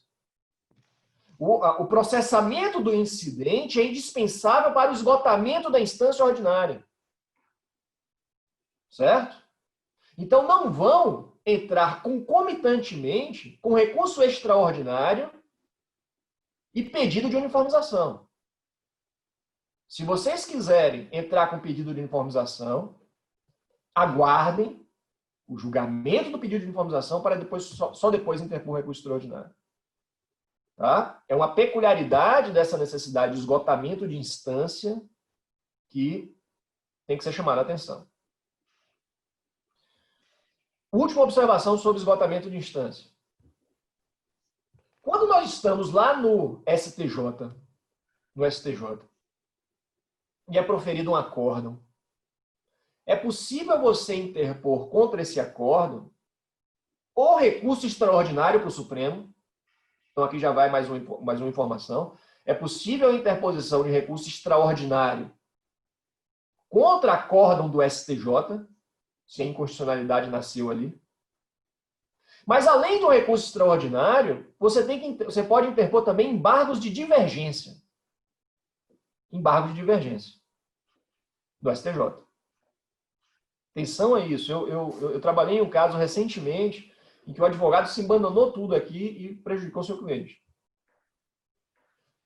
Se você opta pelo embargo de divergência, o Código hoje prevê expressamente que você aguarde o julgamento dos embargos de divergência para só depois interpor um recurso extraordinário. Então podem ficar tranquilos. Tá? Interpôs embargo de divergência, aguarda o julgamento para só depois interpor um recurso extraordinário. Isso está lá no artigo 1043. Espera aí que eu estou conferindo aqui. 1043 do Código. 1043. Beleza? Vamos voltar agora para o pré-questionamento. Pré-questionamento para a gente enfrentar aí essas questões que o professor Petrônio levantou e a gente retomar muita coisa interessante que o professor Multa disse. Pessoal, pré-questionamento é um dos temas mais importantes quando nós estudamos recurso especial extraordinário. Inúmeros recursos são inadmitidos por problema de pré-questionamento. Problema de pré-questionamento. Eu vi uma pergunta aqui que dizia: pré-questionamento é uma atividade conjunta da parte e do tribunal. E aqui eu retomo o que o professor Bolta disse e o professor Petrônio disse. Pessoal, pré-questionamento é a necessidade de o tribunal ter enfrentado o tema que será submetido ao STJ e ao STF. Então, vamos começar com essa explicação bem simples. Se o tribunal enfrentou o tema, está pré-questionado. E aí, aquela questão terminológica absolutamente pertinente apontada pelo professor Petrônio. Pré-questionar não significa simplesmente questionar previamente. Significa o enfrentamento da questão. Enfrentamento. Por isso que a origem da ideia de pré-questionamento está lá na expressão causas decididas, prevista na Constituição. O artigo 102.3 e 105.3 diz que só sobe para o STJ e para o STF as causas decididas. As causas decididas. Então, é isso que nós precisamos. O que nós fazemos na prática? Muitas vezes, na prática, você alega na sua apelação e no seu agravo do instrumento uma violação legal, uma violação constitucional, e o tribunal se omite. E não se manifesta sobre o tema. E aqui uma outra observação. Pré-questionamento, pessoal, tem que começar a ser trabalhado aonde? No agravo do instrumento ou na apelação. Nas minhas apelações, eu coloco um tópico. Um tópico. Muita gente acha isso heterodoxo, mas eu faço isso. Coloco um tópico falando do pré-questionamento, na apelação. Ou no agravo do instrumento, quando eu trabalhava lá em Porto Alegre, as minhas apelações tinham um tópico do pré-questionamento. O que eu dizia nesse tópico, geralmente no final da peça? Eu dizia, olha, se vossas excelências entenderem que o meu recurso não tem fundamento, que se manifestem expressamente sobre esses dispositivos legais e constitucionais, para fim de pré-questionamento. E aí só uma observação, pessoal. Eu não sei como é que você escreve hoje pré-questionamento, Multa, mas é uma grande divergência hoje doutrinária, né? Você junta separado, né? O código separou, né? O código separou. O código disse pré-acento, hífen, questionamento, né? Pré-questionamento. Eu estou escrevendo um livro, né, que vai sair esse ano, sobre recursos, e eu estou adaptando ele todo, porque antes eu escrevi tudo junto, né? Mas, enfim, isso aqui é perfumaria. Fecha parênteses, vamos voltar aqui. Então, pessoal, essa é a ideia do pré-questionamento. Aí você alega na apelação, alega no agravo de instrumento, e depois que você alega na apelação e no agravo de instrumento, o tribunal não se manifesta. Se o tribunal não se manifesta, o que você faz? Interpõe embargo de declaração alegando omissão. Omissão. E aí a súmula 98 do STJ não diz embargo de declaração para fim de pré-questionamento não é protelatório. Você não pode tomar multa por isso. Súmula 98, já está pronta no meu embargo. Eu já suscito toda hora. Anotem aí. Exatamente. Tem que botar sempre nos embargos de declaração, não custa nada para lembrar o tribunal. Aí você alegou lá. O que acontece muito na prática? Seus embargos de declaração são rejeitados, o tribunal não enfrenta o tema. Não enfrenta o tema. E aí a questão é, como é que a gente faz o pré-questionamento?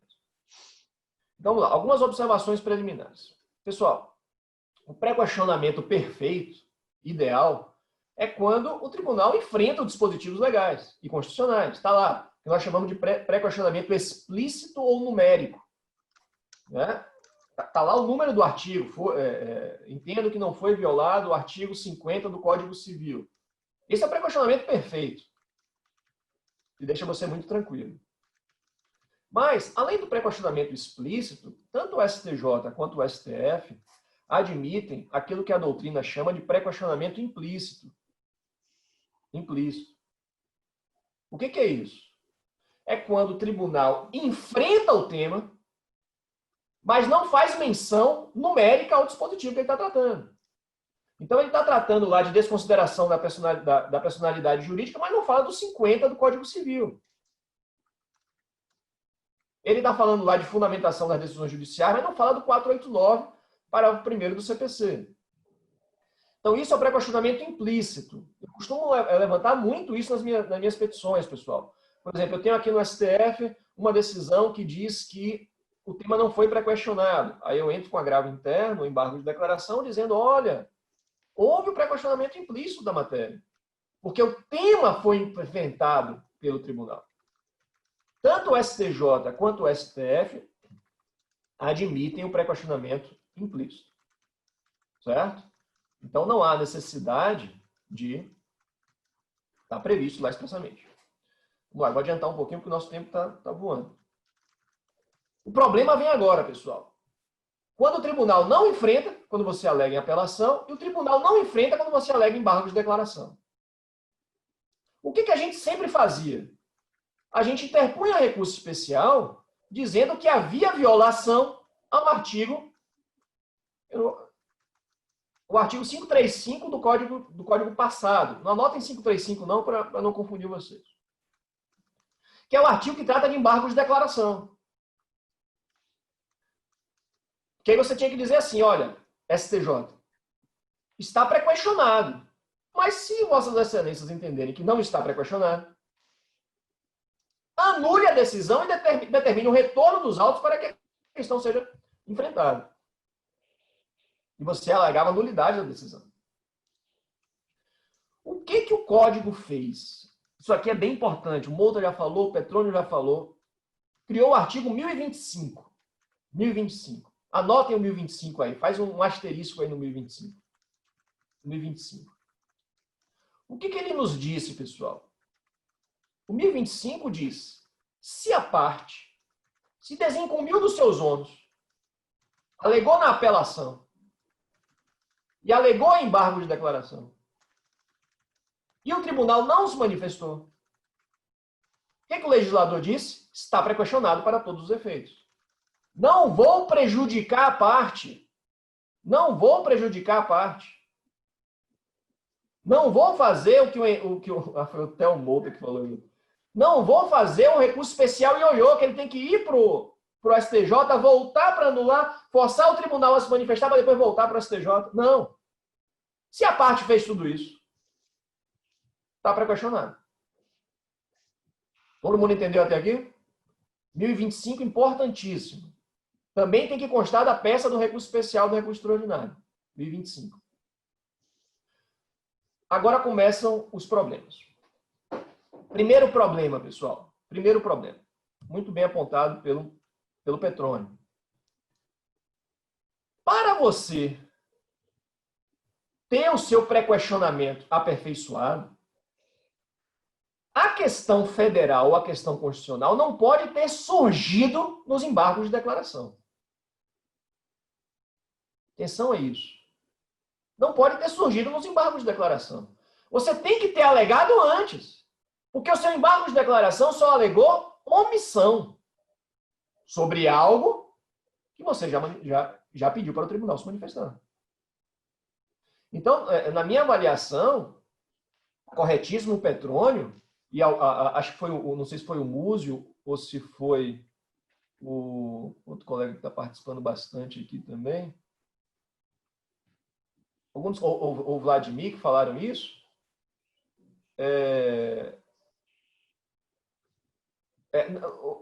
a questão não pode ter surgido nos embargos de declaração, você tem que ter alegado antes. Você não pode, é por isso que eu volto a dizer, pessoal, pré-questionamento você tem que começar a se preocupar na apelação ou no agravo. Para depois você interpor embargo de declaração alegando omissão. Então, a primeira observação é essa. O que justifica a vírgula? Alguém falou da vírgula aí do 1025. O que justifica a vírgula? Caso o Tribunal Superior considere existentes erro, omissão, contradição ou obscuridade. Paulo, deixa eu, só para a gente bater uma bola sobre isso aí. Tem duas coisas que eu acho importante acrescentar aí. A primeira é quando a questão de ordem pública pode ser suscitada nos embargos de declaração. Segura a questão de ordem pública. E a segunda é a questão ou direito superveniente suscitado nos embargos de declaração. Ah, Ele não suscitou na apelação, vai lá nos embargos e suscita. Quer dizer, ele não chega a ser no recurso especial, é antes, né? É antes. Não, perfeito. Vamos deixar ela guardadinha aqui que a gente volta a ela. Então, pessoal, em regra, é isso. Em regra, você tem que ter alegado antes. Se vocês olharem, o STF já tem várias decisões dizendo assim, olha, eu não aplico 1025, se a questão surgiu nos embargos de declaração. Não aplico. Eu não aplico o 1025 se você não alegou antes. Então, cuidado com isso. O pré-questionamento tem que começar lá atrás. Segundo problema. E aqui, Petrônio, tem o problema do STJ. Eu acho que até aqui, eu estou na linha do Petrônio, do que ele tinha dito. Qual é o problema do STJ, pessoal? Aqui eu acho terrível. O Mouta falou sobre isso, trouxe julgado sobre isso, e eu acho isso aqui terrível. Pessoal, segundo o STJ, não basta você ter alegado na apelação e ter alegado em embargo de declaração. Além disso, no seu recurso especial, você tem que alegar a violação ao artigo 1022 do CPC. Você tem que alegar a violação ao artigo 1022 do CPC. Esse é o problema, Petrônio, da jurisprudência do STJ. Você tem ainda que pedir anulação da decisão. Porque se você não pede anulação da decisão, o STJ diz que não houve pré-questionamento. Não se aplica o 1025. Eu estou vendo aqui a Carolina, que trabalha lá no STJ, dando risada. Mas, Carol, essa é uma exigência que não consta do 1025. Não consta do 1025. E fora que, qual é a relação que existe entre eu pedir a nulidade e o fato de o 1025 e o fato de ter sido pré-questionado em razão de a parte ter sido desincumbida dos seus ônus? Não tem relação. Não tem relação. Então, assim, pessoal, é jurisprudência defensiva do STJ. Tome muito cuidado com isso. A gente achou que não precisava mais alegar a nulidade da decisão, porque o 1025 dizia que estava tudo certo. Só que o STJ disse que não. Você tem que alegar a nulidade da decisão. Então, pessoal, de uma forma muito prática, muito pragmática, atenção a isso. No seu recurso especial, você vai dizer que está pré-questionado e vai trazer o 1025. Vai alegar o 1025. Mas, além disso, o seu recurso especial vai ter que ter um segundo capítulo, com base no artigo 1022, alegando nulidade da decisão dos embargos de declaração, porque não enfrentou as alegações que você trouxe. Certo? Tá certo? Ou seja, Paulo, mantém-se viva a súmula 211. Exatamente. É importante, como a gente colocou aí. Não se súmula considera pré-questionada aquilo que você suscitou, não foi enfrentado pelo tribunal. Então, tu vai ter que alegar nulidade como era antes. Ou seja, você já viu decisão assim, né? Dizendo que não alterou nada o CPC em relação ao regime do pré-questionamento. Já vi decisão nesse sentido. Então, é uma conduta eminentemente prática, né? As atitudes que a gente deve tomar com os dois capítulos, de nulidade e, se for o caso, de reforma. Excelente. Vamos lá, pessoal. Ainda sobre pré-questionamento. O Mouta levantou uma questão ali. Vamos deixar direito superveniente de fora, que eu acho que deixa a coisa muito mais complexa, Mouta. Questão de ordem pública. Questão de ordem pública. Esse aqui é um problema sério, pessoal. Primeira observação.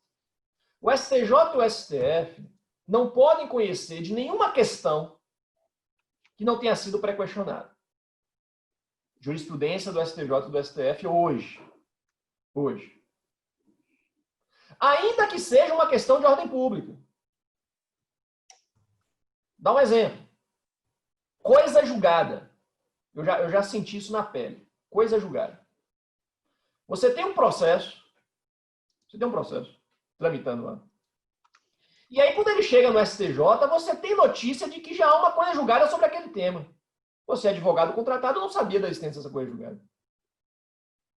Aí você tem a notícia. Você pode atravessar uma petição no STJ e falar, STJ, peraí, para tudo, que está tudo errado. Já tem coisa julgada sobre esse tema. Você pode fazer isso? Diz o STJ e o STF. Não. Não pode. O STJ e o STF não podem ser os primeiros a conhecer de uma questão em razão da necessidade do pré-questionamento, em razão da necessidade da causa decidida nos tribunais. Jurisprudência hoje. Múzio, acho que foi o Múzio que perguntou isso. Você não foi, Múzio? Vou falar sobre 1034. Jurisprudência hoje. E o Davi também fez uma pergunta. Aí vem um monte de pergunta. Então, assim, o que eu quero que vocês saibam? O posto. Qual é o posto? Pessoal, mesmo questões de ordem pública têm que ser pré-questionadas. Certo? Isso está certo? Isso está certo? Será que com o novo Código de Processo Civil a gente não tem que repensar esse posicionamento? 2 artigos importantes. Um citado pelo Davi, artigo 485, parágrafo 3º. 485, parágrafo 3º. Que diz que questão de ordem pública pode ser apreciada a qualquer tempo e grau de jurisdição. E o outro artigo, artigo 1034 do CPC. A gente vai falar bastante desse artigo na aula da professora Simone Trento, que a gente vai falar sobre efeitos dos recursos. O artigo 1034, pessoal, ele positiva uma súmula antiga do STF, súmula 456, e diz que, olha, uma vez conhecido o recurso, você vai aplicar o direito à espécie. Abre-se a instância e julga plenamente o caso. Então, na doutrina, eu, inclusive estou defendendo isso no meu livro, na doutrina, o artigo 485, parágrafo 3º, e o artigo 1034 deveriam levar a uma revisão desse entendimento. Eu venho postulando isso também nas minhas petições no STF e no STJ. Deveria levar a uma revisão desse entendimento, para que o STJ e o STF conheçam de ofício de questões de ordem pública, ou de ofício ou provocado, né? Mas conheçam originariamente, né? Pela primeira vez. Mas o fato é, como eu disse, isso não está presente ainda. Isso é o que se chama, pessoal, de efeito translativo dos recursos excepcionais. Efeito translativo dos recursos excepcionais. Eu vou enfrentar esse tema, como eu disse, com a professora Simone Trento. Quer falar alguma coisa, Mouta, sobre isso? Não, só que eu mencionei a questão do efeito translativo, né, que isso seria efeito translativo, e a grande discussão aqui é se o efeito translativo se aplica a recursos aos tribunais superiores. Eu só acrescentaria a questão da primazia da resolução de mérito e a questão dos vícios formais. Quer dizer, não caberia... Por quê? Por uma limitação cognitiva? Ou está na hora da gente repensar o pré-questionamento para incluir a desnecessidade dele quando a matéria é de ordem pública? Eu coloquei um caso aqui, respondendo ao Vinícius, que não era bem, Paulo, de direito superveniente, mas antes de julgar os embargos de declaração, antes de julgar, quer dizer, após julgar a apelação, surgiu uma tese em repercussão geral no Supremo. Olha que coisa interessante, Paulo. E eu entrei com o embargo de declaração não alegando o vício do julgado. A omissão era a omissão em relação à obrigatoriedade de vinculação ao precedente que surgiu naquele horário, naquele momento. Então, não era bem questão superveniente que o Vinícius perguntou, e sim mudança com fixação de uma tese jurídica obrigatória surgida após o julgamento da apelação. Quer dizer, esse assunto de pré-questionamento é absolutamente importante, relevante e polêmico. Eu entrei com o ED, ainda não tive o julgamento do tribunal. Só falta o tribunal dizer que ele não é obrigado a julgar, porque ele julgou em cima do meu recurso de apelação, que foi interposto em 2019, sim, e não em cima de uma mudança de interpretação do Supremo, que aconteceu agora no mês de junho de 2020. Então, é sempre muito interessante o pré-questionamento. E aí eu aproveito sua observação para registrar uma outra coisa, que o Mouta também disse, só quero jogar luzes para isso. Pessoal, eu tenho que sempre ter alegado algo antes para eu trazer embargo de declaração? Em regra, sim. Mas o próprio 1022 traz uma exceção. O próprio 1022 nos diz que as questões de ordem pública que o tribunal poderia conhecer de ofício podem ser trazidos originariamente nos embargos de declaração. Tá? Então, a gente faz isso direto. Entra com embargo de declaração, trazendo questões de ordem pública, problema de fundamentação. Então, questões de ordem pública podem ser trazidas originariamente nos embargos de declaração. E aí resolve também para fim de pré-questionamento. Vamos dar um passo adiante. Embargos de declaração contra a decisão de inadmissibilidade de recurso especial e recurso extraordinário. Mota falou sobre isso, mas eu acho isso aqui tão grave que eu quero voltar a esse ponto. Pessoal, estamos no tribunal de origem. Interpôs recurso especial e recurso extraordinário. Esse recurso especial e esse recurso extraordinário foram... Vamos trabalhar com um só. O recurso especial foi inadmitido, foi negado seguimento por falta de pré-questionamento. Foi negado seguimento por falta de pré-questionamento. Atenção a isso, pessoal. Não interponham embargos de declaração contra essa negativa de seguimento. O STJ e o STF entendem que não cabe embargo de declaração contra a decisão do tribunal de origem que nega seguimento ao recurso especial e recurso extraordinário, contra a decisão de admissibilidade do recurso especial e extraordinário. E se você interpuser, ele vai ser considerado manifestamente incabível. E recurso manifestamente incabível não interrompe nem suspende prazos para outros recursos. Já chego lá, Múzio. Não interrompe nem suspende prazo para outros recursos. Então, pessoal, conselho, não interponha embargos de declaração contra essa decisão. Contra essa decisão é cabível o ARE ou o ARESP previsto no artigo 1042 do CPC. Certo? Todo mundo entendeu isso? É muito perigoso interpor embargo de declaração. Não façam isso. Aí o Múzio, eu até anotei, Múzio, a decisão que você trouxe aqui, vou incluir no meu livro e vou te citar. Citar a nossa aula aqui, que você me mandou. Não conhecia essa decisão. Mas eu conhecia esse entendimento. A decisão é mais recente.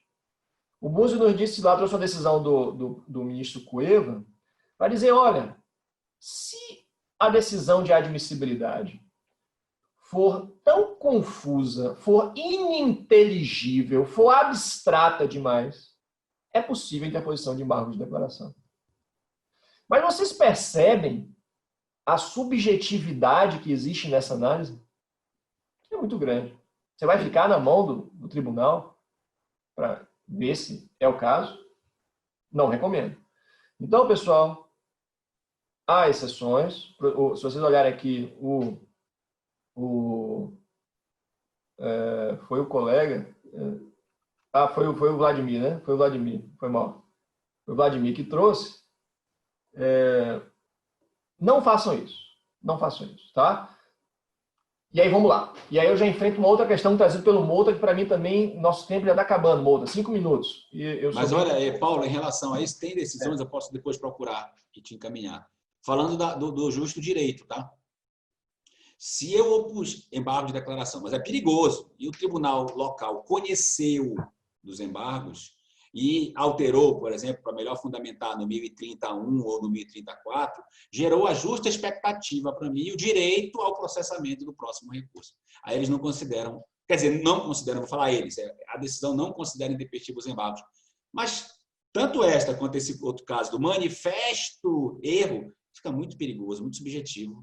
Exatamente. E não vale a pena o risco. Nós temos que trabalhar com as armas práticas do jogo. E as armas são essas. Não se aceita. Apesar de academicamente a gente não concordar, do ponto de vista prático, a gente tem que saber que a arma é essa.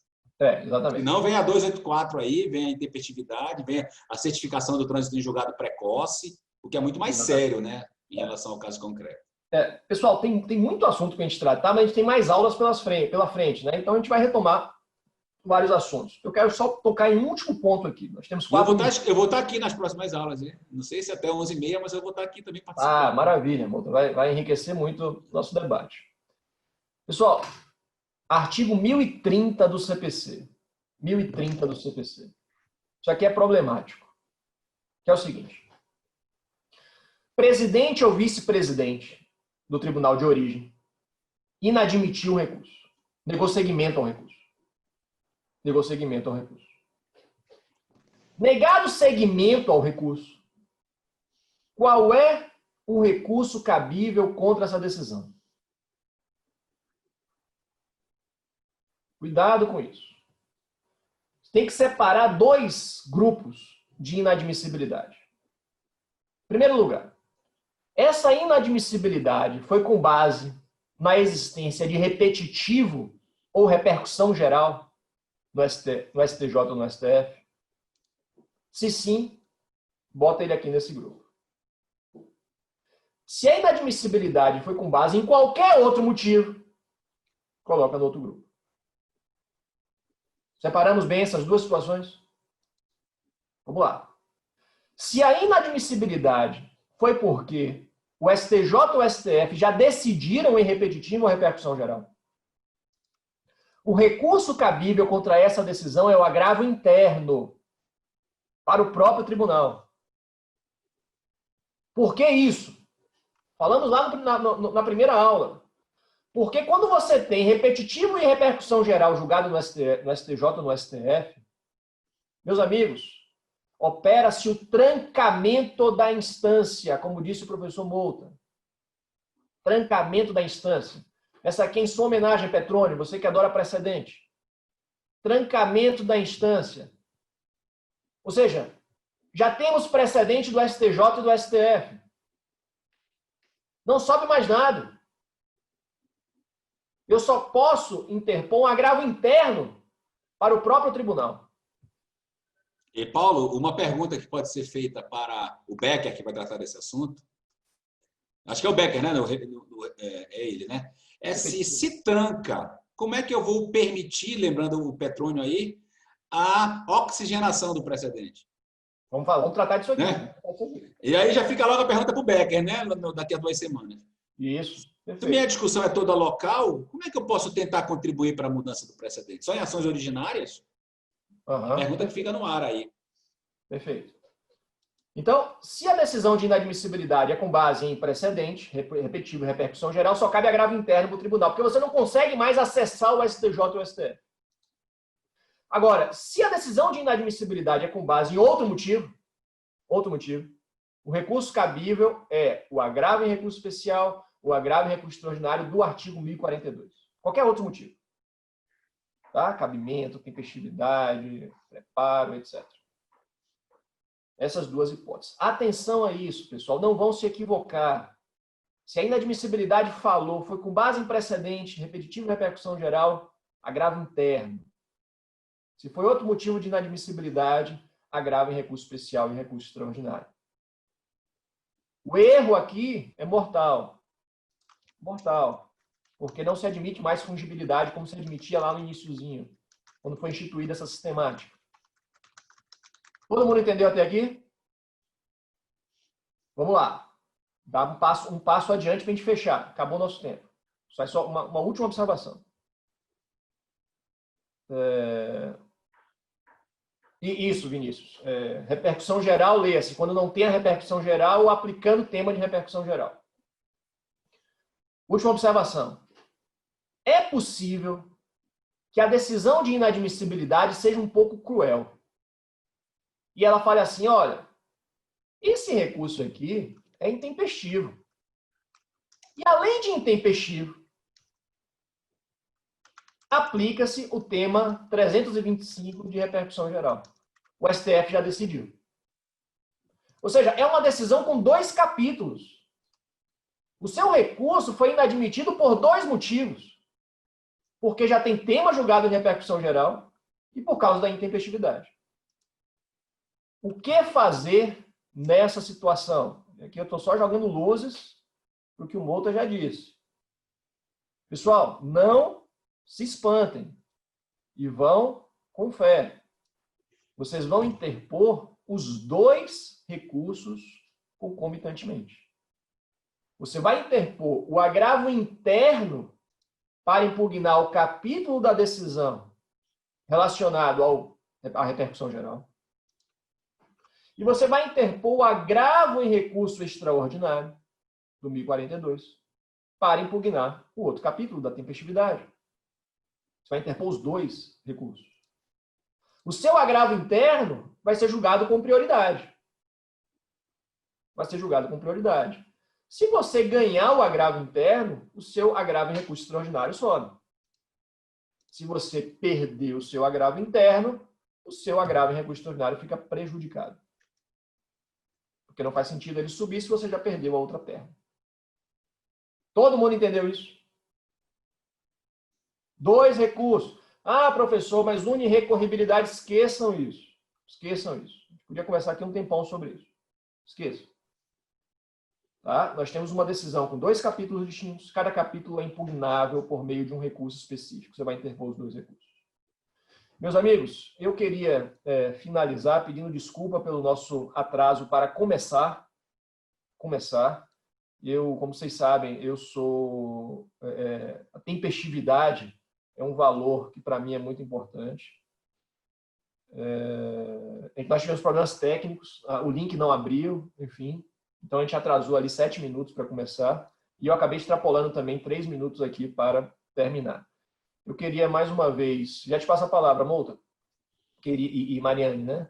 Queria mais uma vez, pessoal, agradecer muito a presença de vocês. Muito mesmo. Para mim é uma alegria muito grande.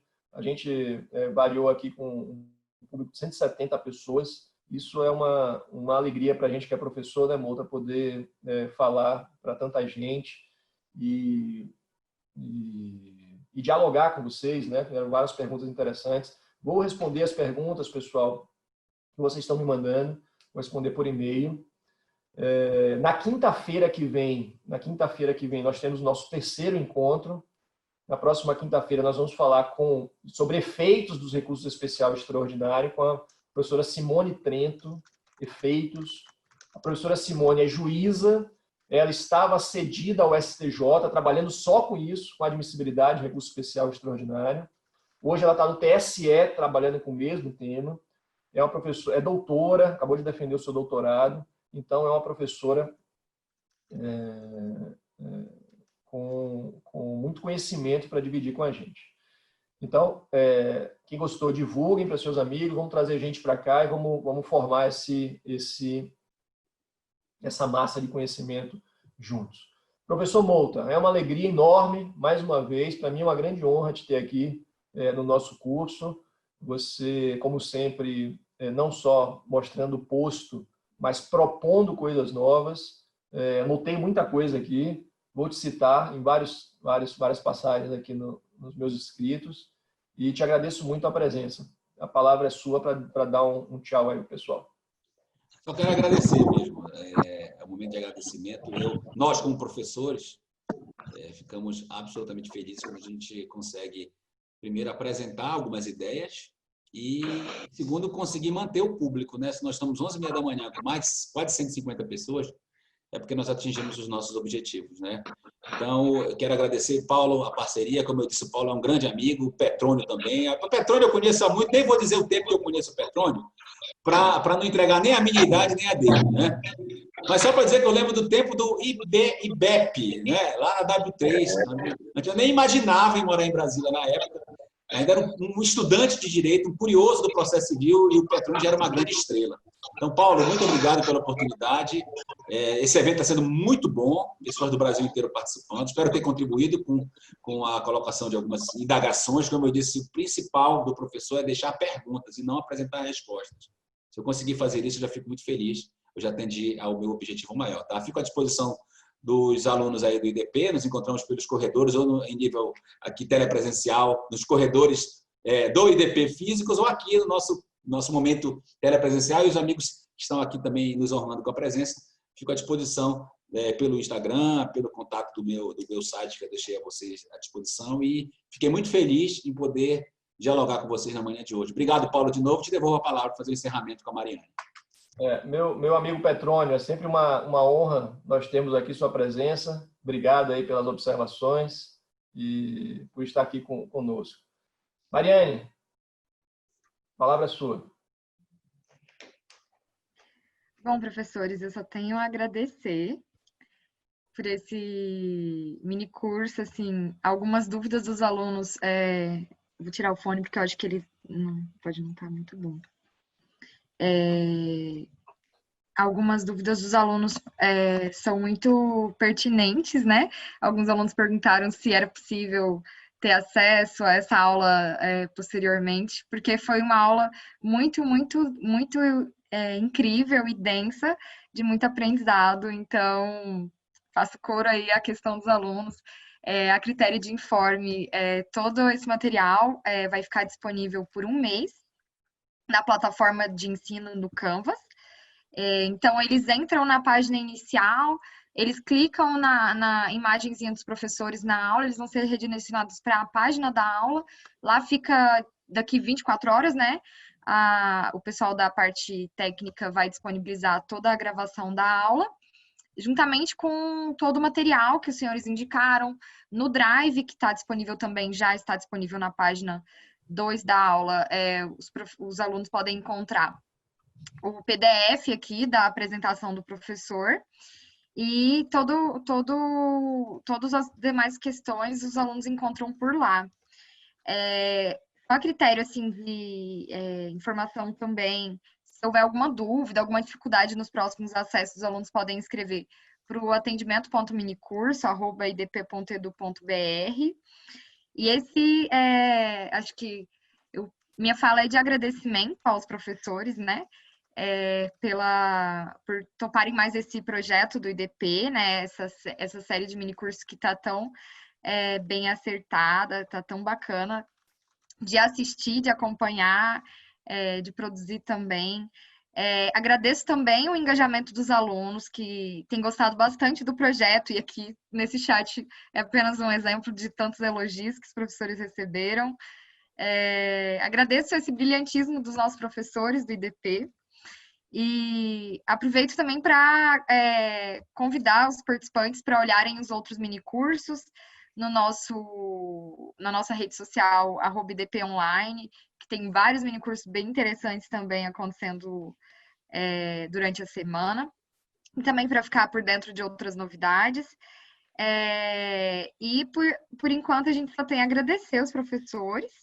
E apenas o último informe em relação a presença, os alunos que tiverem alguma dificuldade de acesso, não puderem assistir ao vivo, podem acessar, né, essa gravação que vai ficar disponibilizada de forma assíncrona, e essa certificação e essa presença vai ser computada por meio da atividade do quiz final, que eles vão precisar de preencher.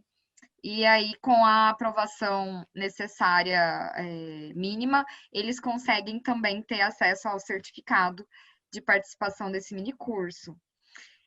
Mas eu queria só agradecer aos professores e convidar todos os alunos para estarem aqui, nesse mesmo horário, semana que vem conosco, na próxima quinta, às 9h30.